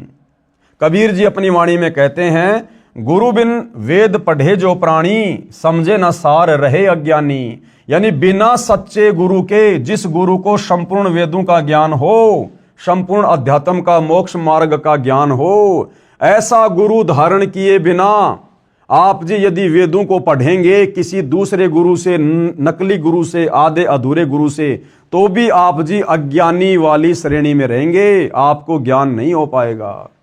गुरु बिन वेद पढ़े जो प्राणी, समझे ना ज्ञान और रहे अज्ञानी। और गुरु बिन काहू न पाया ज्ञाना, जो थोथा भूष छड़े मूड किसाना। बिना सच्चे सतगुरु की शरण में आकर इन शास्त्रों को पढ़े बिना आपको कभी भी कंप्लीट अध्यात्म का ज्ञान नहीं हो सकता। आप तो फिर वैसा ही कर्म करोगे जैसे गेहूं निकालने के बाद उसका जो चारा है, उस चारे को कूट कर कोई ये सोचे कि मैं गेहूं प्राप्त करूंगा, बिल्कुल भी नहीं कर सकता। गुरु बिन काहू न पाया ज्ञाना, जो थोता भूस छड़े मूड किसाना। कोई मूर्ख व्यक्ति जिस प्रकार से गेहूं निकालने के बाद उसके भूसे को कूट कूट कर सोचे कि मुझे गेहूं प्राप्त होगा, वो अज्ञानी है, वो मूर्ख है। तो बिना जगत गुरु की शरण में आए, बिना सच्चे सतगुरु की, तत्वदर्शी संत की शरण ग्रहण किए यदि हम मनमुखी रूप से वेदों को पढ़ेंगे, गीता जी को पढ़ेंगे, या आपने गुरु भी धारण कर लिया, उसको संस्कृत भी बहुत अच्छी आती है, और यदि वो तत्वदर्शी नहीं है, वेदों के सार को नहीं जानता है, तो भी आप उनसे वो ज्ञान ग्रहण करके अज्ञानी वाली श्रेणी में रहोगे, क्योंकि उस गुरु को भी कंप्लीट ज्ञान नहीं, तो भला शिष्य को कहां से देगा। अर्थात जो पूर्ण गुरु के बिना स्वयं वेदों को पढ़ता है, वह वेदों का सार ज्ञान नहीं समझ सकता कि वेद कहना क्या चाहते हैं, वह अज्ञानी ही रहता है। उदाहरण दिया गुरुदेव ने, जैसे विद्यार्थी पाठ्यक्रम की पुस्तकों को स्वयं पढ़ते रहे तो उन पुस्तकों के गूढ़ शब्दों को ठीक से नहीं समझ सकते। यदि ऋषियों को पूर्ण गुरु मिला होता तो वे शास्त्र विरुद्ध साधना नहीं करते। जैसे उनके द्वारा बताया गया ज्ञान पुराणों तथा उपनिषदों में लिखा है। गुरु के बिना ग्रंथ यानी वेद पढ़ना तो ऐसा है जैसे कोई किसान थोथे भूस को कूट रहा हो जिसमें कणक प्राप्त नहीं हो सकती।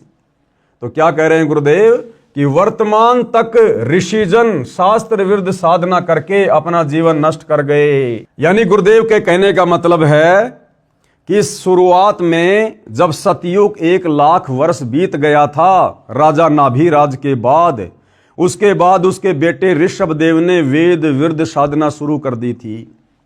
तो उस समय से लेकर और वर्तमान में सन 1994 से उसी वेदों वाली साधना को दोबारा से सतगुरु रामपाल जी ने जीवंत किया है। तो सतयुग में 1,00,000 वर्ष के बाद से लेकर और वर्तमान कलयुग में सन 1994 से बीच का जितना भी समय है, इस समय में जितने भी बड़े बड़े साधु संत महात्मा ऋषि अवतार पीर पैगंबर कुतुब गोश ओलिया हुए हैं, ये सारे के सारे वेदों के विरुद्ध साधना करते थे, मनमाना आचरण किया करते थे, किसी को भी सत ज्ञान नहीं था अध्यात्म का, भक्ति का। और इस बीच में जितने भी लोगों ने ये वेद विरुद्ध साधना की है, वो चाहे विष्णु जी हो, चाहे विष्णु जी के अवतार हो, चाहे गोरखनाथ हो, चाहे मच्छंद्रनाथ हो, चाहे रामचंद्र जी के गुरु वशिष्ठ जी और श्री कृष्ण जी के गुरु दुर्वासा जी रहे हों, चाहे विश्वामित्र जी रहे हों, चाहे मार्कंडे जी रहे हों, चाहे स्वयं वेद व्यास जी रहे हों, इन सभी ऋषियों ने ये वेद विरुद्ध साधना करके अपने जीवन को नष्ट किया है। और जिस प्रकार से मारीची वाली आत्मा अनेक शरीर धारण करके कष्ट उठाती रही, उसी प्रकार ये सारे पुरुष और महापुरुष गधे कुत्ते सुअर, कभी नरक कभी स्वर्ग, कभी कहीं, इस प्रकार से अपना कर्म फल वर्तमान तक भोग रहे हैं। और यदि इन तमाम प्रकार के कर्म फलों से पीछा छुड़वाना है, इन कर्म बंधनों से छुटकारा प्राप्त करना है, तो एकमात्र असली बंदी छोड़, यानी जो काल के द्वारा लगाए गए कर्म बंधनों से छुड़वा दे, उस बंदी छोड़ सतगुरु रामपाल जी की शरण में आकर ही शांति प्राप्त की जा सकती है। तो भाइयों और बहनों, इतने लंबे समय से सतयुग से लेकर सन 1994 तक ये जितने भी बड़े बड़े साधु संत महात्मा ऋषि, जिनकी हम फोटोएं देखा करते थे पुस्तकों में, बैठे रहते थे, बिल्कुल साधना करते हुए दिखाई देते थे, आज उनकी महिमा बोल रही थी। ये सारे के सारे गधे कुत्ते सुअर की योनि में जाने वाली भक्ति साधना कर रहे थे और आम समाज से करवा रहे थे। वर्तमान तक ऋषिजन शास्त्र विरुद्ध साधना करके अपना जीवन नष्ट कर गए। उनका अनुसरण वर्तमान तक चल रहा है और वर्तमान का समाज उन्हीं का अनुसरण कर रहा है। जैसी भक्ति साधना उन्होंने की, उसी को हम लोग फॉलो कर रहे हैं। रुचि ऋषि ने वेद ज्ञान ठीक से समझा नहीं था। यदि समझा होता तो पितरों की बात को मानकर अपना जीवन नष्ट नहीं करता। उसके पितरों ने भी वेद पढ़े थे पर समझे नहीं थे, इसलिए ऋषियों ने भी वेद ज्ञान समझा नहीं था। पूरा हिंदू समाज उसी पुराणों वाले अज्ञान के अनुसार भक्ति करके अनमोल मनुष्य जीवन नष्ट कर रहा है। गुरुदेव के कहने का मतलब, भाई वर्तमान में पूरा का पूरा हिंदू समाज, पूरा का पूरा विश्व का मानव समाज वही वेद विरुद्ध साधना कर रहा है, जो वेद विरुद्ध साधना ऋषभदेव के समय से ये साधु संत महात्मा ऋषिजन पीर पैगंबर करते हुए आ रहे हैं। और जिस प्रकार से उन्होंने वेद विरुद्ध साधना करके अपने अनमोल मनुष्य जीवन को नष्ट किया है, वैसे ही वर्तमान का मानव समाज भी अपने अनमोल मानव जीवन को नष्ट कर रहा है और अंत में नरक की तैयारी कर रहा है, प्रेत भूत और पितर बनने की तैयारी कर रहा है और 84 लाख योनियों में मारीची वाले जीव की तरह गधा कुत्ता सुअर बनकर असहनीय कष्ट उठाने की तैयारी कर रहा है। गीता पढ़कर तो अज्ञान छोड़ देना चाहिए था, वह भी नहीं छोड़ा। क्यों? क्योंकि हमारे धर्मगुरुओं को गीता का ज्ञान समझ में नहीं आया। हिंदुओं को अपने शास्त्रों का ठीक से ज्ञान नहीं है। भाई जब हमारे धर्मगुरुओं को नहीं है तो हमने तो धर्मगुरुओं को फॉलो किया है ना, फिर भला हमें कैसे समझ में आते। प्रश्न 9, आप कैसी बात कर रहे हो? कह रहे हो कि ऋषिजन पंडित जन ब्राह्मण गण वेद पढ़ते थे और समझे नहीं, बिना सिर पैर की बात है। क्या प्रमाण है आपके पास में? भाई प्रमाण मिलेंगे, सारे के सारे प्रमाण मिलेंगे। इस पवित्र पुस्तक हिंदू साहिबान नहीं समझे गीता वेद पुराण को पढ़कर जो जो शंकाएं आपके मन में उठ सकती हैं, वो सारी शंकाएं गुरुदेव भगवान ने साथ साथ में प्रश्नोत्तरी के माध्यम से लिखी हैं। तो भैया जो ये सवाल किया जा रहा है ना कि आप कैसी बात कर रहे हो, कह रहे हो कि ऋषिजन पंडित जन ब्राह्मण गण वेद पढ़ते थे और समझे नहीं, बिना सिर पैर की बात है, क्या प्रमाण है आपके पास में? तो प्रमाण भी आप जियों को दिखाए जाएंगे। उत्तर, ये प्रमाण देखिएगा। हिंदू समाज जो परमात्मा में सच्ची श्रद्धा रखता है वह श्रीमद् भगवत गीता को पूरा सम्मान देता है तथा बहुत सारे हिंदू भगत भगतमती प्रतिदिन गीता का पाठ भी करते हैं। प्रत्येक हिंदू गीता को विशेष सम्मान की दृष्टि से भी देखता है, समय लगे तो पढ़ता भी है। मूल रूप से गीता व वेद तथा पुराण आदि सब संस्कृत भाषा में लिखे हैं। बहुत सारे हिंदू विद्वानों ने गीता वेद तथा पुराणों का हिंदी या अन्य भाषा में अनुवाद भी किया हुआ है। जो अनुवाद करता है वह तो उस शास्त्र के एक एक शब्द को ध्यान से पढ़ता है।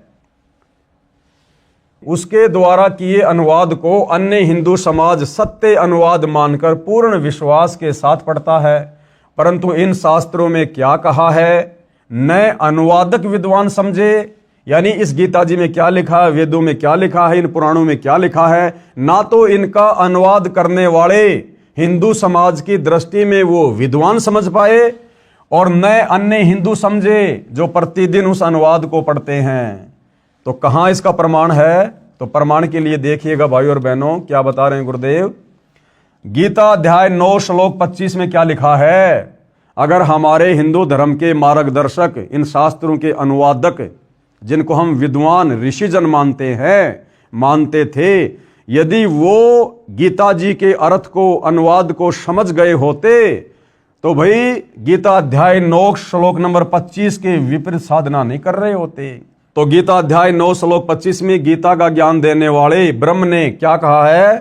पितरों को पूजने वाले पितरों को प्राप्त होते हैं। अब बताओ भाई, आजकल घर घर में पितरों की पूजा होती है हिंदू समाज में।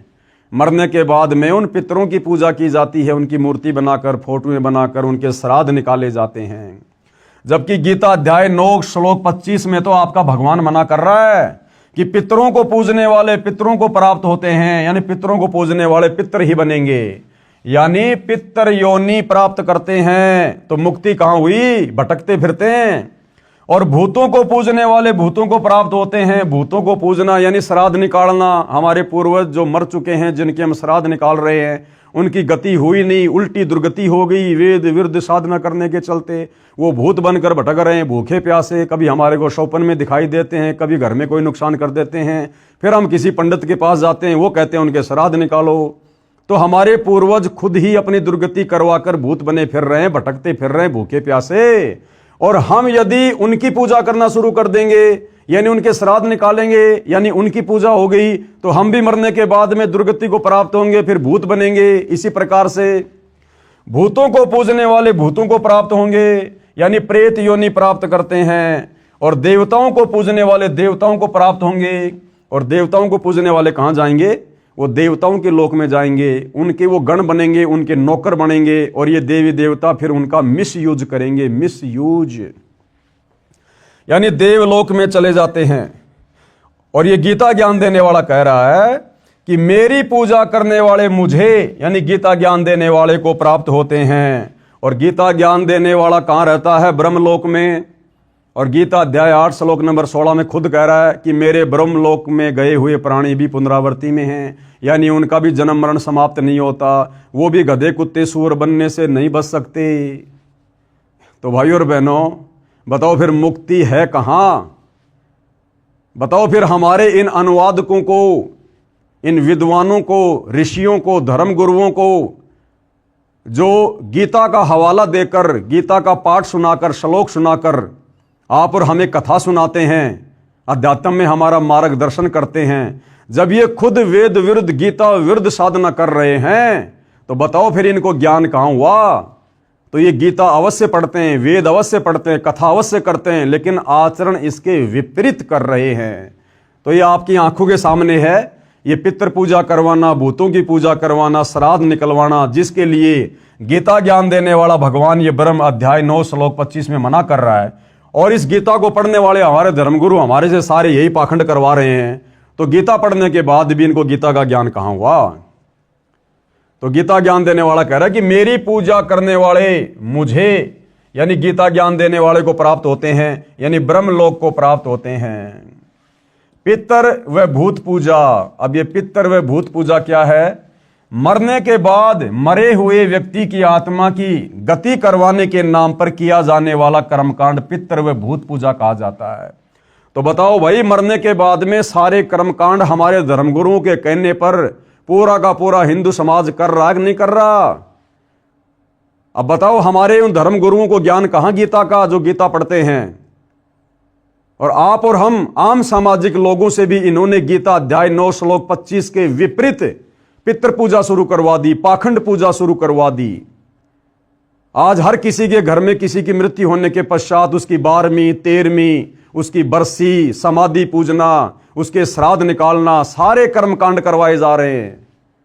तो बताओ, हमारे धर्मगुरु हमें गीता अध्याय 9 श्लोक 25 के विपरीत साधना करवा रहे हैं। तो अंत में हमारी क्या दुर्गति होगी? वही जो हमारे पूर्वजों की उन्होंने दुर्गति करवा दी, वेद और गीता विरुद्ध साधना पर लगाकर। तो ये पितृ पूजा और भूत पूजा क्या है? मृत्यु के पश्चात मृतक की आत्मा की गति करवाने के नाम पर किया जाने वाला कर्मकांड पितृ व भूत पूजा कहा जाता है। जैसे चिता से अस्थियां उठाकर गंगा आदि दरिया में पंडित के द्वारा पूजा करवाकर जल प्रवाह करना, भूत पूजा। फिर 13वीं या 17वीं के दिन पूजा पाठ पंडित से करवाना, भूत पूजा। फिर वर्षी मनाते हैं, यानी जिस दिन मृत्यु हुई थी 1 वर्ष पश्चात उस तिथि को कर्मकांड पूजा करवाना, भूत पूजा। गरुड़ पुराण का पाठ करवाना, वेद विरुद्ध साधना, वेद विरुद्ध पूजा। श्राद्ध करवाना, भूत पूजा। पिंड दान करवाना आदि आदि पितृ व भूत पूजा है, जिनको करना वेद में अविद्या बताया है। आपने रुचि ऋषि की कथा में सुना, जब उसके पूर्वज उसको बहका रहे थे तो रुचि ने कहा कि ये श्राद्ध निकालना, पितृ पूजा करना, हे पूर्वजों, इसको तो वेदों में अविद्या कहा है, मूर्खों की पूजा कहा है। तो उसके पूर्वज बोले कि बात तो तेरी सही है, ये पितृ पूजा करना, श्राद्ध निकालना, ये वेदों में मूर्खों का कार्य कहा है। तो यहां गुरुदेव वही बता रहे हैं कि इन तमाम प्रकार की पाखंड पूजाओं को करना, जिनको करना वेद में अविद्या बताया है, यानी मूर्खों की पूजा बताया है, यानी मूर्खों की पूजा कहा है, जो पितर प्लस भूत योनि प्राप्त करवाती हैं, ये गीता भी प्रमाणित करती है। पितर पूजने से पितर बनते हैं, अध्याय 9 श्लोक 25, और भूत पूजा से भूत बनते हैं। इससे स्वयं सिद्ध है कि हिंदू समाज ने अपने धर्मशास्त्रों को पढ़ा है परंतु समझा नहीं।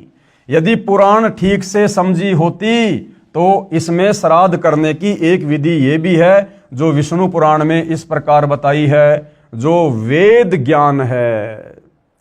श्री विष्णु पुराण 3रा अंश के अध्याय 15 श्लोक 55-56 में कहा है कि हे भूपाल, पितरगण का आधार चंद्रमा और चंद्रमा का आधार योग है, इसलिए श्राद्ध में योगी जन को नियुक्त करना अति उत्तम है। यानी श्राद्ध में योगी जन को नियुक्त करना। योगी कौन?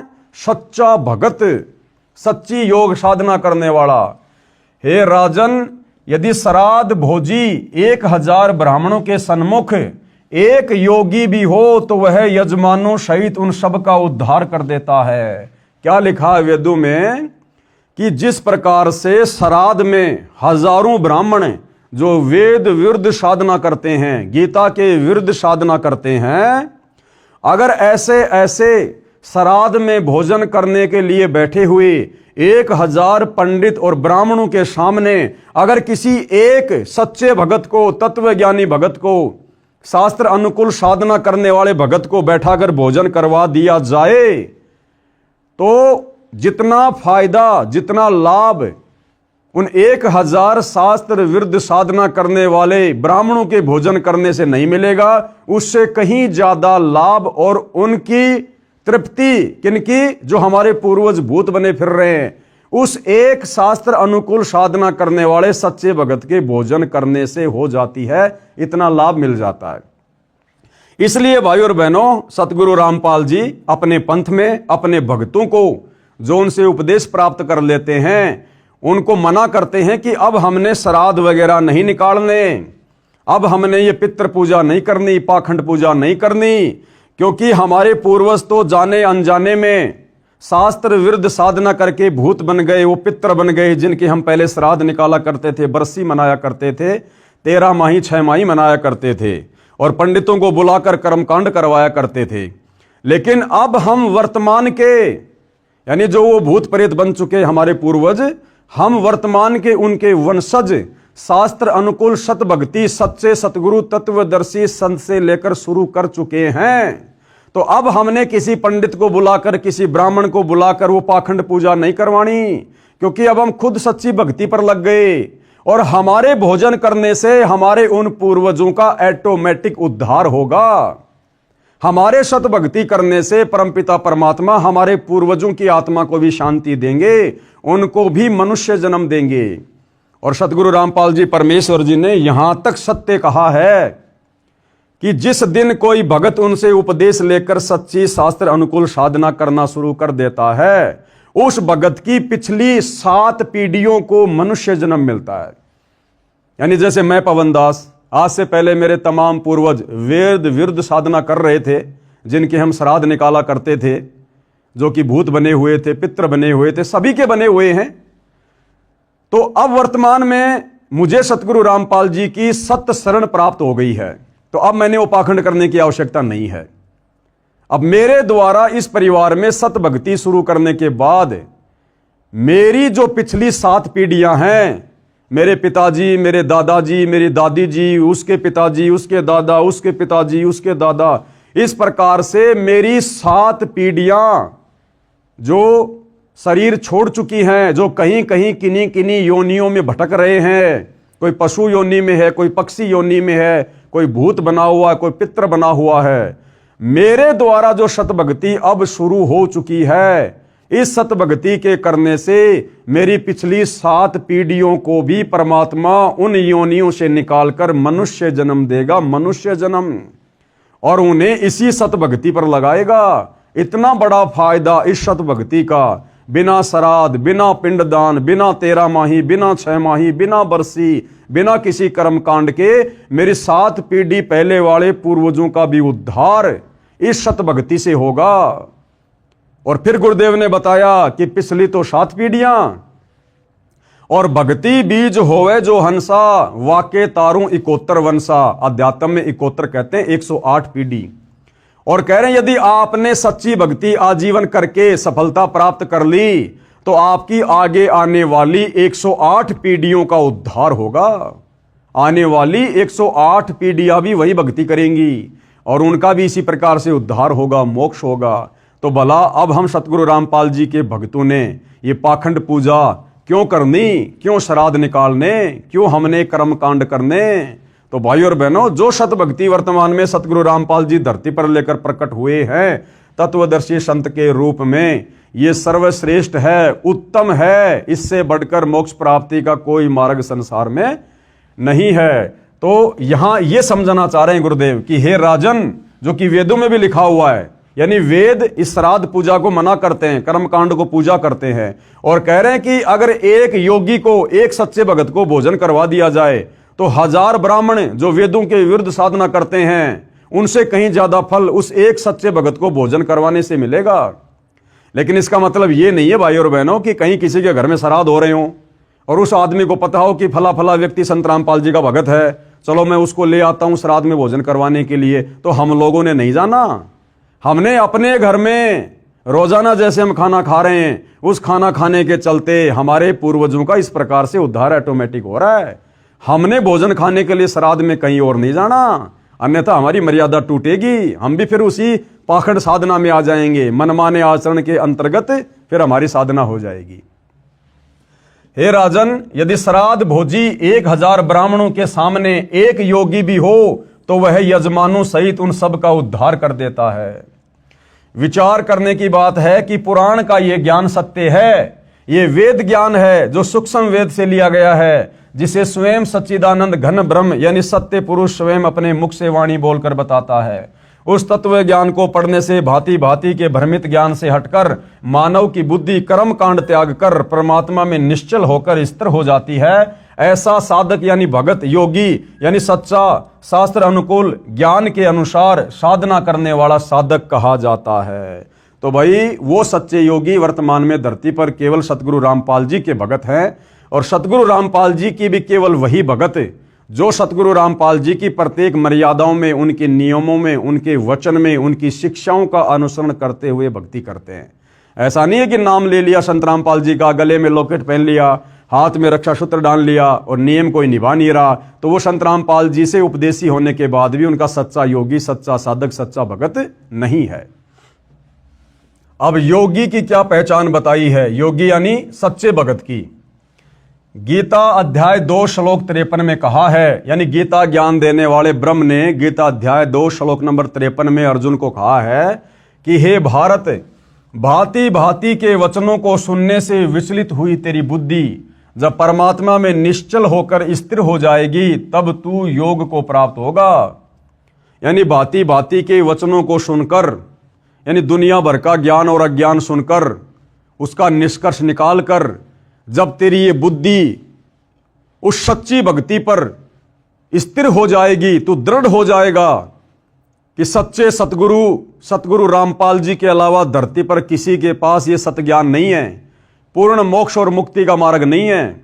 जब तू सारे शास्त्रों को देखकर, इन प्रमाणों को देखकर, सत्संगों को सुनकर और वर्तमान में चल रही कर्म कांड पाखंड वाली पूजा को देखकर और आंखों से सदग्रंथों में उस वेद विरुद्ध साधना को ना करने वाले प्रमाण देखकर जब तेरी आत्मा स्थिर हो जाएगी, तू दृढ़ हो जाएगा कि धरती पर सतगुरु रामपाल जी के अलावा दूसरा भक्ति मार्ग कहीं कोई नहीं है, और तू दृढ़ होकर भक्ति करेगा। कहते हैं वो क्या है? गीता अध्याय 2 श्लोक नंबर 53 के अनुसार वास्तव में वह योगी है। हे भारत, भांति भांति के वचनों को सुनने से विचलित हुई तेरी बुद्धि जब परमात्मा में निश्चल होकर स्थिर हो जाएगी तब तू योग को प्राप्त होगा। जैसे हम लोग अपने पूर्वजों को देखकर पहले वही साधना किया करते थे वेद विरुद्ध। राम नवमी आई तो रामचंद्र जी की पूजा, कृष्ण जन्माष्टमी आई तो श्री कृष्ण जी की पूजा, बीच बीच में हनुमान भैरव भूत की पूजा, चौराहे पर जाकर ठेकरी फोड़ देना, अन्य किसी पेड़ पौधों की पूजा, तुलसी की पूजा, बेल पत्तर की पूजा, या फिर रामायण को पढ़ना, महाभारत को पढ़ना, उसके अनुसार भक्ति करना, अन्य देवी देवताओं की पूजा, पैदल यात्रा करना, कावड़ लेके आना। तो कहते हैं जो साधना हम करते आ रहे थे वेद विरुद्ध, उस भांति भांति की साधना से हमारा दिमाग जो विचलित हो चुका है, कहते हैं उससे निष्कर्ष निकालकर सच्चे सतगुरु के सत्संग सुनने के बाद इन तमाम प्रकार की साधनाओं से निष्कर्ष निकालकर कि सच्ची साधना क्या है। और जब तेरा दिमाग, तेरी बुद्धि, जब भांति भांति के वचनों को सुनने से विचलित हुई तेरी बुद्धि, क्योंकि रामायण का पाठ करने वाला कहेगा कि राम से बड़ा कोई नहीं है, विष्णु का पाठ करने वाला कहेगा कि विष्णु भगवान से बढ़कर कोई भगवान नहीं है, शिव पुराण की कथा करने वाला शंकर से ऊपर कोई भगवान नहीं बताता, फिर कोई कहता कि हनुमान से बड़ा कोई भगवान नहीं है, हनुमान की पूजा करोगे तो श्री रामचंद्र जी वाला लाभ मिल जाएगा, कोई क्या क्या कहा करता था। तो ये तरह तरह के भांति भांति के वचन सुनकर जब तेरी बुद्धि परमात्मा में निश्चल होकर स्थिर हो जाएगी, और वो स्थिर कब होगी? सच्चे सतगुरु के सत्संग सुनकर, ये प्रमाण देखकर जो इस पुस्तक में दिखाए जा रहे हैं, तब तो तू योग को प्राप्त होगा, यानी तू योगी बनेगा, तब तो तू भगत बनेगा।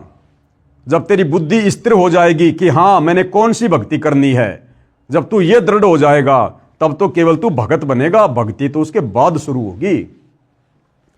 तब तू योग को प्राप्त होगा, यानी योगी बनेगा, भगत बनेगा। अब भावार्थ क्या बता रहे हैं गुरुदेव? तत्व ज्ञान सुनने के बाद भगत या भगतमती का अन्य लोक वेद से मन हट जाता है। जैसे हम सतगुरु रामपाल जी के भक्तों का हट गया, सत भक्ति को शुरू करके सतगुरु रामपाल जी के प्रमाणित सत्संग सुन के, और अब इस पुस्तक को पढ़ने के बाद आप हिंदू समाज के भाई बहनों का मन उस आदि अधूरी वेद शास्त्र विरुद्ध साधना से हट जाएगा। तत्व ज्ञान सुनने के पश्चात भगत भगतमती का अन्य लोक वेद से मन हट जाता है। लोक वेद यानी सुनी सुनाई बातें, सुनी सुनाई साधना, केवल तत्व ज्ञान अनुसार साधना करता है। उस समय भगत की बुद्धि एक परम अक्षर ब्रह्म यानी पूर्ण ब्रह्म परमात्मा में स्थिर हो जाती है, यानी एक परमात्मा में। तब वह योग को प्राप्त होता है, अर्थात वह योगी बनता है, भगत बनता है। यानी शास्त्र अनुकूल भक्ति करने से वह योगी हो जाता है, सच्ची साधना करने वाला भगत बन जाता है। मैं कौन? सतगुरु रामपाल जी शास्त्रोक्त साधना करता तथा अनुयायियों से करवाता हूं। हम सब योगी हैं, यानी सच्चे भगत हैं, सच्चे साधक हैं। एक परम अक्षर ब्रह्म यानी सत्य पुरुष को इष्ट मानकर शास्त्रोक्त भक्ति निश्चल मन से करते हैं। हम आश्रमों में पाठ का आयोजन करते हैं, सब अनुयायी दान करते हैं, उनका भोजन बनाया जाता है। परम अक्षर ब्रह्म को यज्ञों में प्रतिष्ठित करते हैं, उनको भोग लगाते हैं, उसे सब योगी यानी भगत तथा भगतमती खाते हैं। दानकर्ता का तथा सारे परिवार का तथा पितरों का उद्धार हो जाता है तथा मोक्ष भी मिलता है। हम श्राद्ध रूप में भोजन नहीं बनाते, हम प्रसाद रूप में भोजन बनाते हैं और परम अक्षर ब्रह्म को भोग लगाते हैं। उसके बाद वो भोजन वो प्रसाद बन जाता है। और इस प्रकार बिना श्राद्ध निकाले, बिना पितृ पूजा किए, बिना किसी प्रकार के कर्म कांड के हम भी त्रिपत और हमारे पूर्वज जो भूत बने हुए थे वो भी त्रिपत। इसके विषय में क्या कहा गया है? कबीर एक के साधे सब सदे, यानी एक सच्चे परमात्मा की साधना करने से नीचे के सारी देवी देवताओं की साधना ऑटोमेटिक सफल हो जाती है। कबीर एक के साधे सब सदे और सब साधे सब जाए और माली सींचे मूल को फले फूले अघाए। जिस प्रकार यदि आपने आम का पौधा लगाकर आम प्राप्त करना है तो आपने विधिवत उस आम की सिंचाई करनी पड़ेगी, देखभाल करनी पड़ेगी। आपने आम के पौधे की जड़ में खाद और पानी डालना पड़ेगा। जड़ में खाद और पानी डालने से पूरा पौधा परिपक्व होगा, फलीभूत होगा। और यदि कोई नादान उसकी जड़ में पानी ना डाल के उसके पत्तों पर पानी छिड़कता रहे, उसकी टहनियों पर पानी छिड़कता रहे, वो पौधा कभी भी परिपक्व नहीं होगा। तो इसी प्रकार अध्यात्म की मूल, अध्यात्म की जड़ कबीर परमात्मा है, परम अक्षर ब्रह्म है, सत्य पुरुष है। उस एक को इष्ट मानकर साधना करने से ये भक्ति रूपी पौधा यानी ये सब कुछ हमारा सर्व सिद्ध हो जाएगा। और यदि हमने उस भक्ति रूपी पेड़ परम अक्षर ब्रह्म की जड़ को ना पूजकर, यानी उस एक परमात्मा को इष्ट मानकर ना पूजकर, यदि हमने उसके पत्ते, उसकी टहनियां, उसकी शाखाएं, ब्रह्मा विष्णु महेश, ये काल ब्रह्म, यदि देवी देवताओं को पूजते रहे, पाखंड पूजा करते रहे, तो हमारा सब कुछ नष्ट हो जाएगा। तो क्या कहा है? कबीर एक के साधे सब सदे और सब साधे सब जाए और माली सींचे मूल को फले फूले अघाए। अर्थात जैसे पौधे की जड़ों यानी रूट में सिंचाई की जाए तो पूरा पौधा तृप्त हो जाता है तथा खूब फलता फूलता है। यदि पौधे को उल्टा शाखाओं की ओर से जमीन में दबाकर मूल यानी रूट को ऊपर को कर दें और सब शाखाओं की सिंचाई करें यानी सब साधें तो सब जाए यानी पौधा नष्ट हो जाएगा। गीता अध्याय 15 श्लोक 1 और 3 में यह प्रकरण विस्तार से बताया है। पढ़ें इसी पुस्तक के पेज नंबर 115 पर, जो हम आगे को पढ़ेंगे। यह दास यानी सतगुरु रामपाल जी भी धार्मिक अनुष्ठान श्रद्धा से पूजा करता और करवाता है, जिसके करने से साधक यानी भगत पितर भूत नहीं बनता अपितु पूर्ण मोक्ष प्राप्त करता है। तथा जो पूर्वज गलत साधना यानी शास्त्र विधि त्याग कर मनमाना आचरण अर्थात पूजा करके पितर भूत बने हुए हैं, उनका भी छुटकारा हो जाता है पिछली 7 पीढ़ियों तक का। यही प्रमाण इसी विष्णु पुराण पेज 209 पर इसी तीसरे अंश के अध्याय 14 श्लोक 20 से 31 में भी लिखा है कि जिसके पास श्राद्ध करने के लिए धन नहीं है तो वह ये कहे, हे पितृगणों, आप मेरी भक्ति से तृप्ति लाभ प्राप्त करें, क्योंकि मेरे पास श्राद्ध करने के लिए वित्त यानी धन नहीं है। कृपया पाठक जन विचार करें कि जब भक्ति मंत्र जाप की कमाई से पितर तृप्त हो जाते हैं तो फिर अन्य कर्म कांड की क्या आवश्यकता? भाई विष्णु पुराण में लिखा है, यदि किसी के पास में श्राद्ध पूजा करने के लिए, पितृ पूजा करने के लिए धन नहीं है तो वो क्या करे? अपनी भक्ति कमाई को संकल्प कर दे कि हे मेरे पितरों, हे मेरे पूर्वजों, मेरे पास में आपके श्राद्ध के लिए खीर खांड हलवा पूरी बनाने के लिए साधन नहीं है, पैसा नहीं है। आप मेरी भक्ति में से यानी मैं जो मंत्रों का जाप करता हूं, जो धर्म कर्म करता हूं, उसमें से कुछ भक्ति कमाई मैं आपको संकल्प कर रहा हूं। और विष्णु पुराण कहता है कि ऐसा संकल्प करने से अपनी भक्ति का उन पूर्वजों की जो भूत बने हुए हैं, पितर बने हुए हैं, उनकी आत्मा संतुष्ट हो जाती है। तो बताओ फिर ये कर्मकांड करने से क्या फायदा? इन पंडितों को बुलाकर कर्मकांड करवाना, हलवा खीर खांड पूरी बनाकर उसका सत्यानाश करवाना, भगवान का दोषी बनना, वेद विरुद्ध साधना करके भगवान का दोषी बनना, बताओ फिर इसका क्या फायदा? जब उस व्यक्ति की भक्ति कमाई संकल्प करने से, उसके मंत्रों के जाप की कमाई से उसके पूर्वजों की आत्मा तृप्त हो रही है, तो फिर कर्म कांड करने से क्या फायदा? कृपया पाठक जन विचार करें कि जब भक्ति यानी मंत्र जाप की कमाई से पितर तृप्त हो जाते हैं, तो फिर अन्य कर्म कांड की क्या आवश्यकता है? ये श्राद्ध निकालने की क्या आवश्यकता? बरसोदी 6 माही, ये पितृ पूजा, ये सब करने से क्या फायदा? ये सब परपंच ज्ञानहीन गुरु लोगों ने अपने उदर पोषण के लिए यानी पेट भरने के लिए किया है। अब बताओ, विष्णु पुराण में ये सारी बातें लिखी हुई है और यही हमारे धर्मगुरु उसी विष्णु पुराण को पढ़कर हमारे से श्राद्ध निकलवा रहे हैं। जबकि इन धर्मगुरुओं ने अगर विष्णु पुराण को भी समझा होता तो ये श्राद्ध नहीं निकलवाते, इस प्रकार से अपनी भक्ति कमाई को संकल्प करवा देते। कोई कर्मकांड पाखंड करने की जरूरत नहीं थी, लेकिन इनको तो अपना पेट भरने के लिए खीर खांड हलवा चाहिए, इसलिए इन्होंने आम समाज को धोखे में रखा हुआ है। क्योंकि गीता अध्याय 4 श्लोक 33 में भी लिखा है कि द्रव्य यानी धन द्वारा किया यज्ञ, धार्मिक अनुष्ठान से ज्ञान यज्ञ यानी तत्व ज्ञान सुन समझकर की गई साधना श्रेष्ठ है। एक और विशेष विचारणीय विषय है कि विष्णु पुराण में पितृ व देव पूजने का आदेश एक ऋषि का है तथा वेदों व गीता जी में पितरों व देवताओं की पूजा का निषेध है। यानी विष्णु पुराण में पितरों को पूजने का जिस प्रकार से ये संकल्प वाली विधि लिखी हुई है ना, गुरुदेव कह रहे हैं ये वेदों का ज्ञान नहीं है, ये गीता का ज्ञान नहीं है, ये इन ऋषियों ने अपनी तरफ से उन पुराणों में इस प्रकार का ज्ञान वेद विरुद्ध लिखा हुआ है। एक और विशेष विचारणीय विषय है कि विष्णु पुराण में पितृ व देव पूजने का आदेश एक ऋषि का है तथा वेदों व गीता जी में पितरों व देवताओं की पूजा का निषेध है यानी मना किया हुआ है।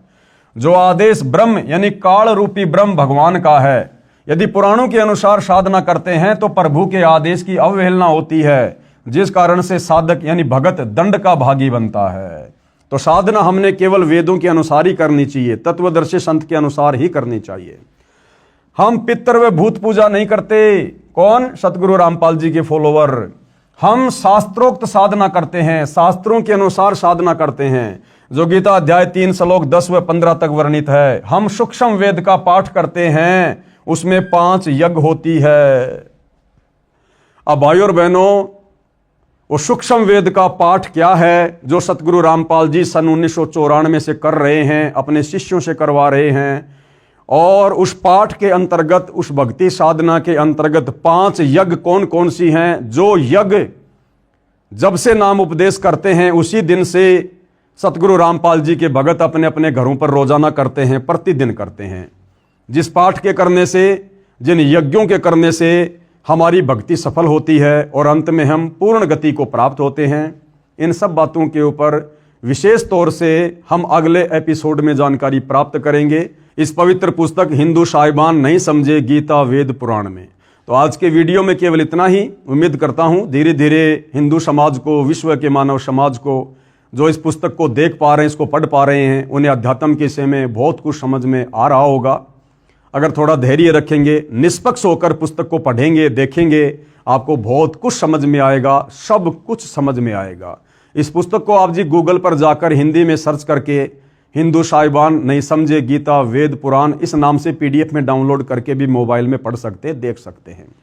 तो आज के वीडियो में केवल इतना ही। परमेश्वर हम सभी को आशीर्वाद दे, आज्ञा दे, हमारा मार्गदर्शन करें, हमें भ्रमने भटकने से बचाएं।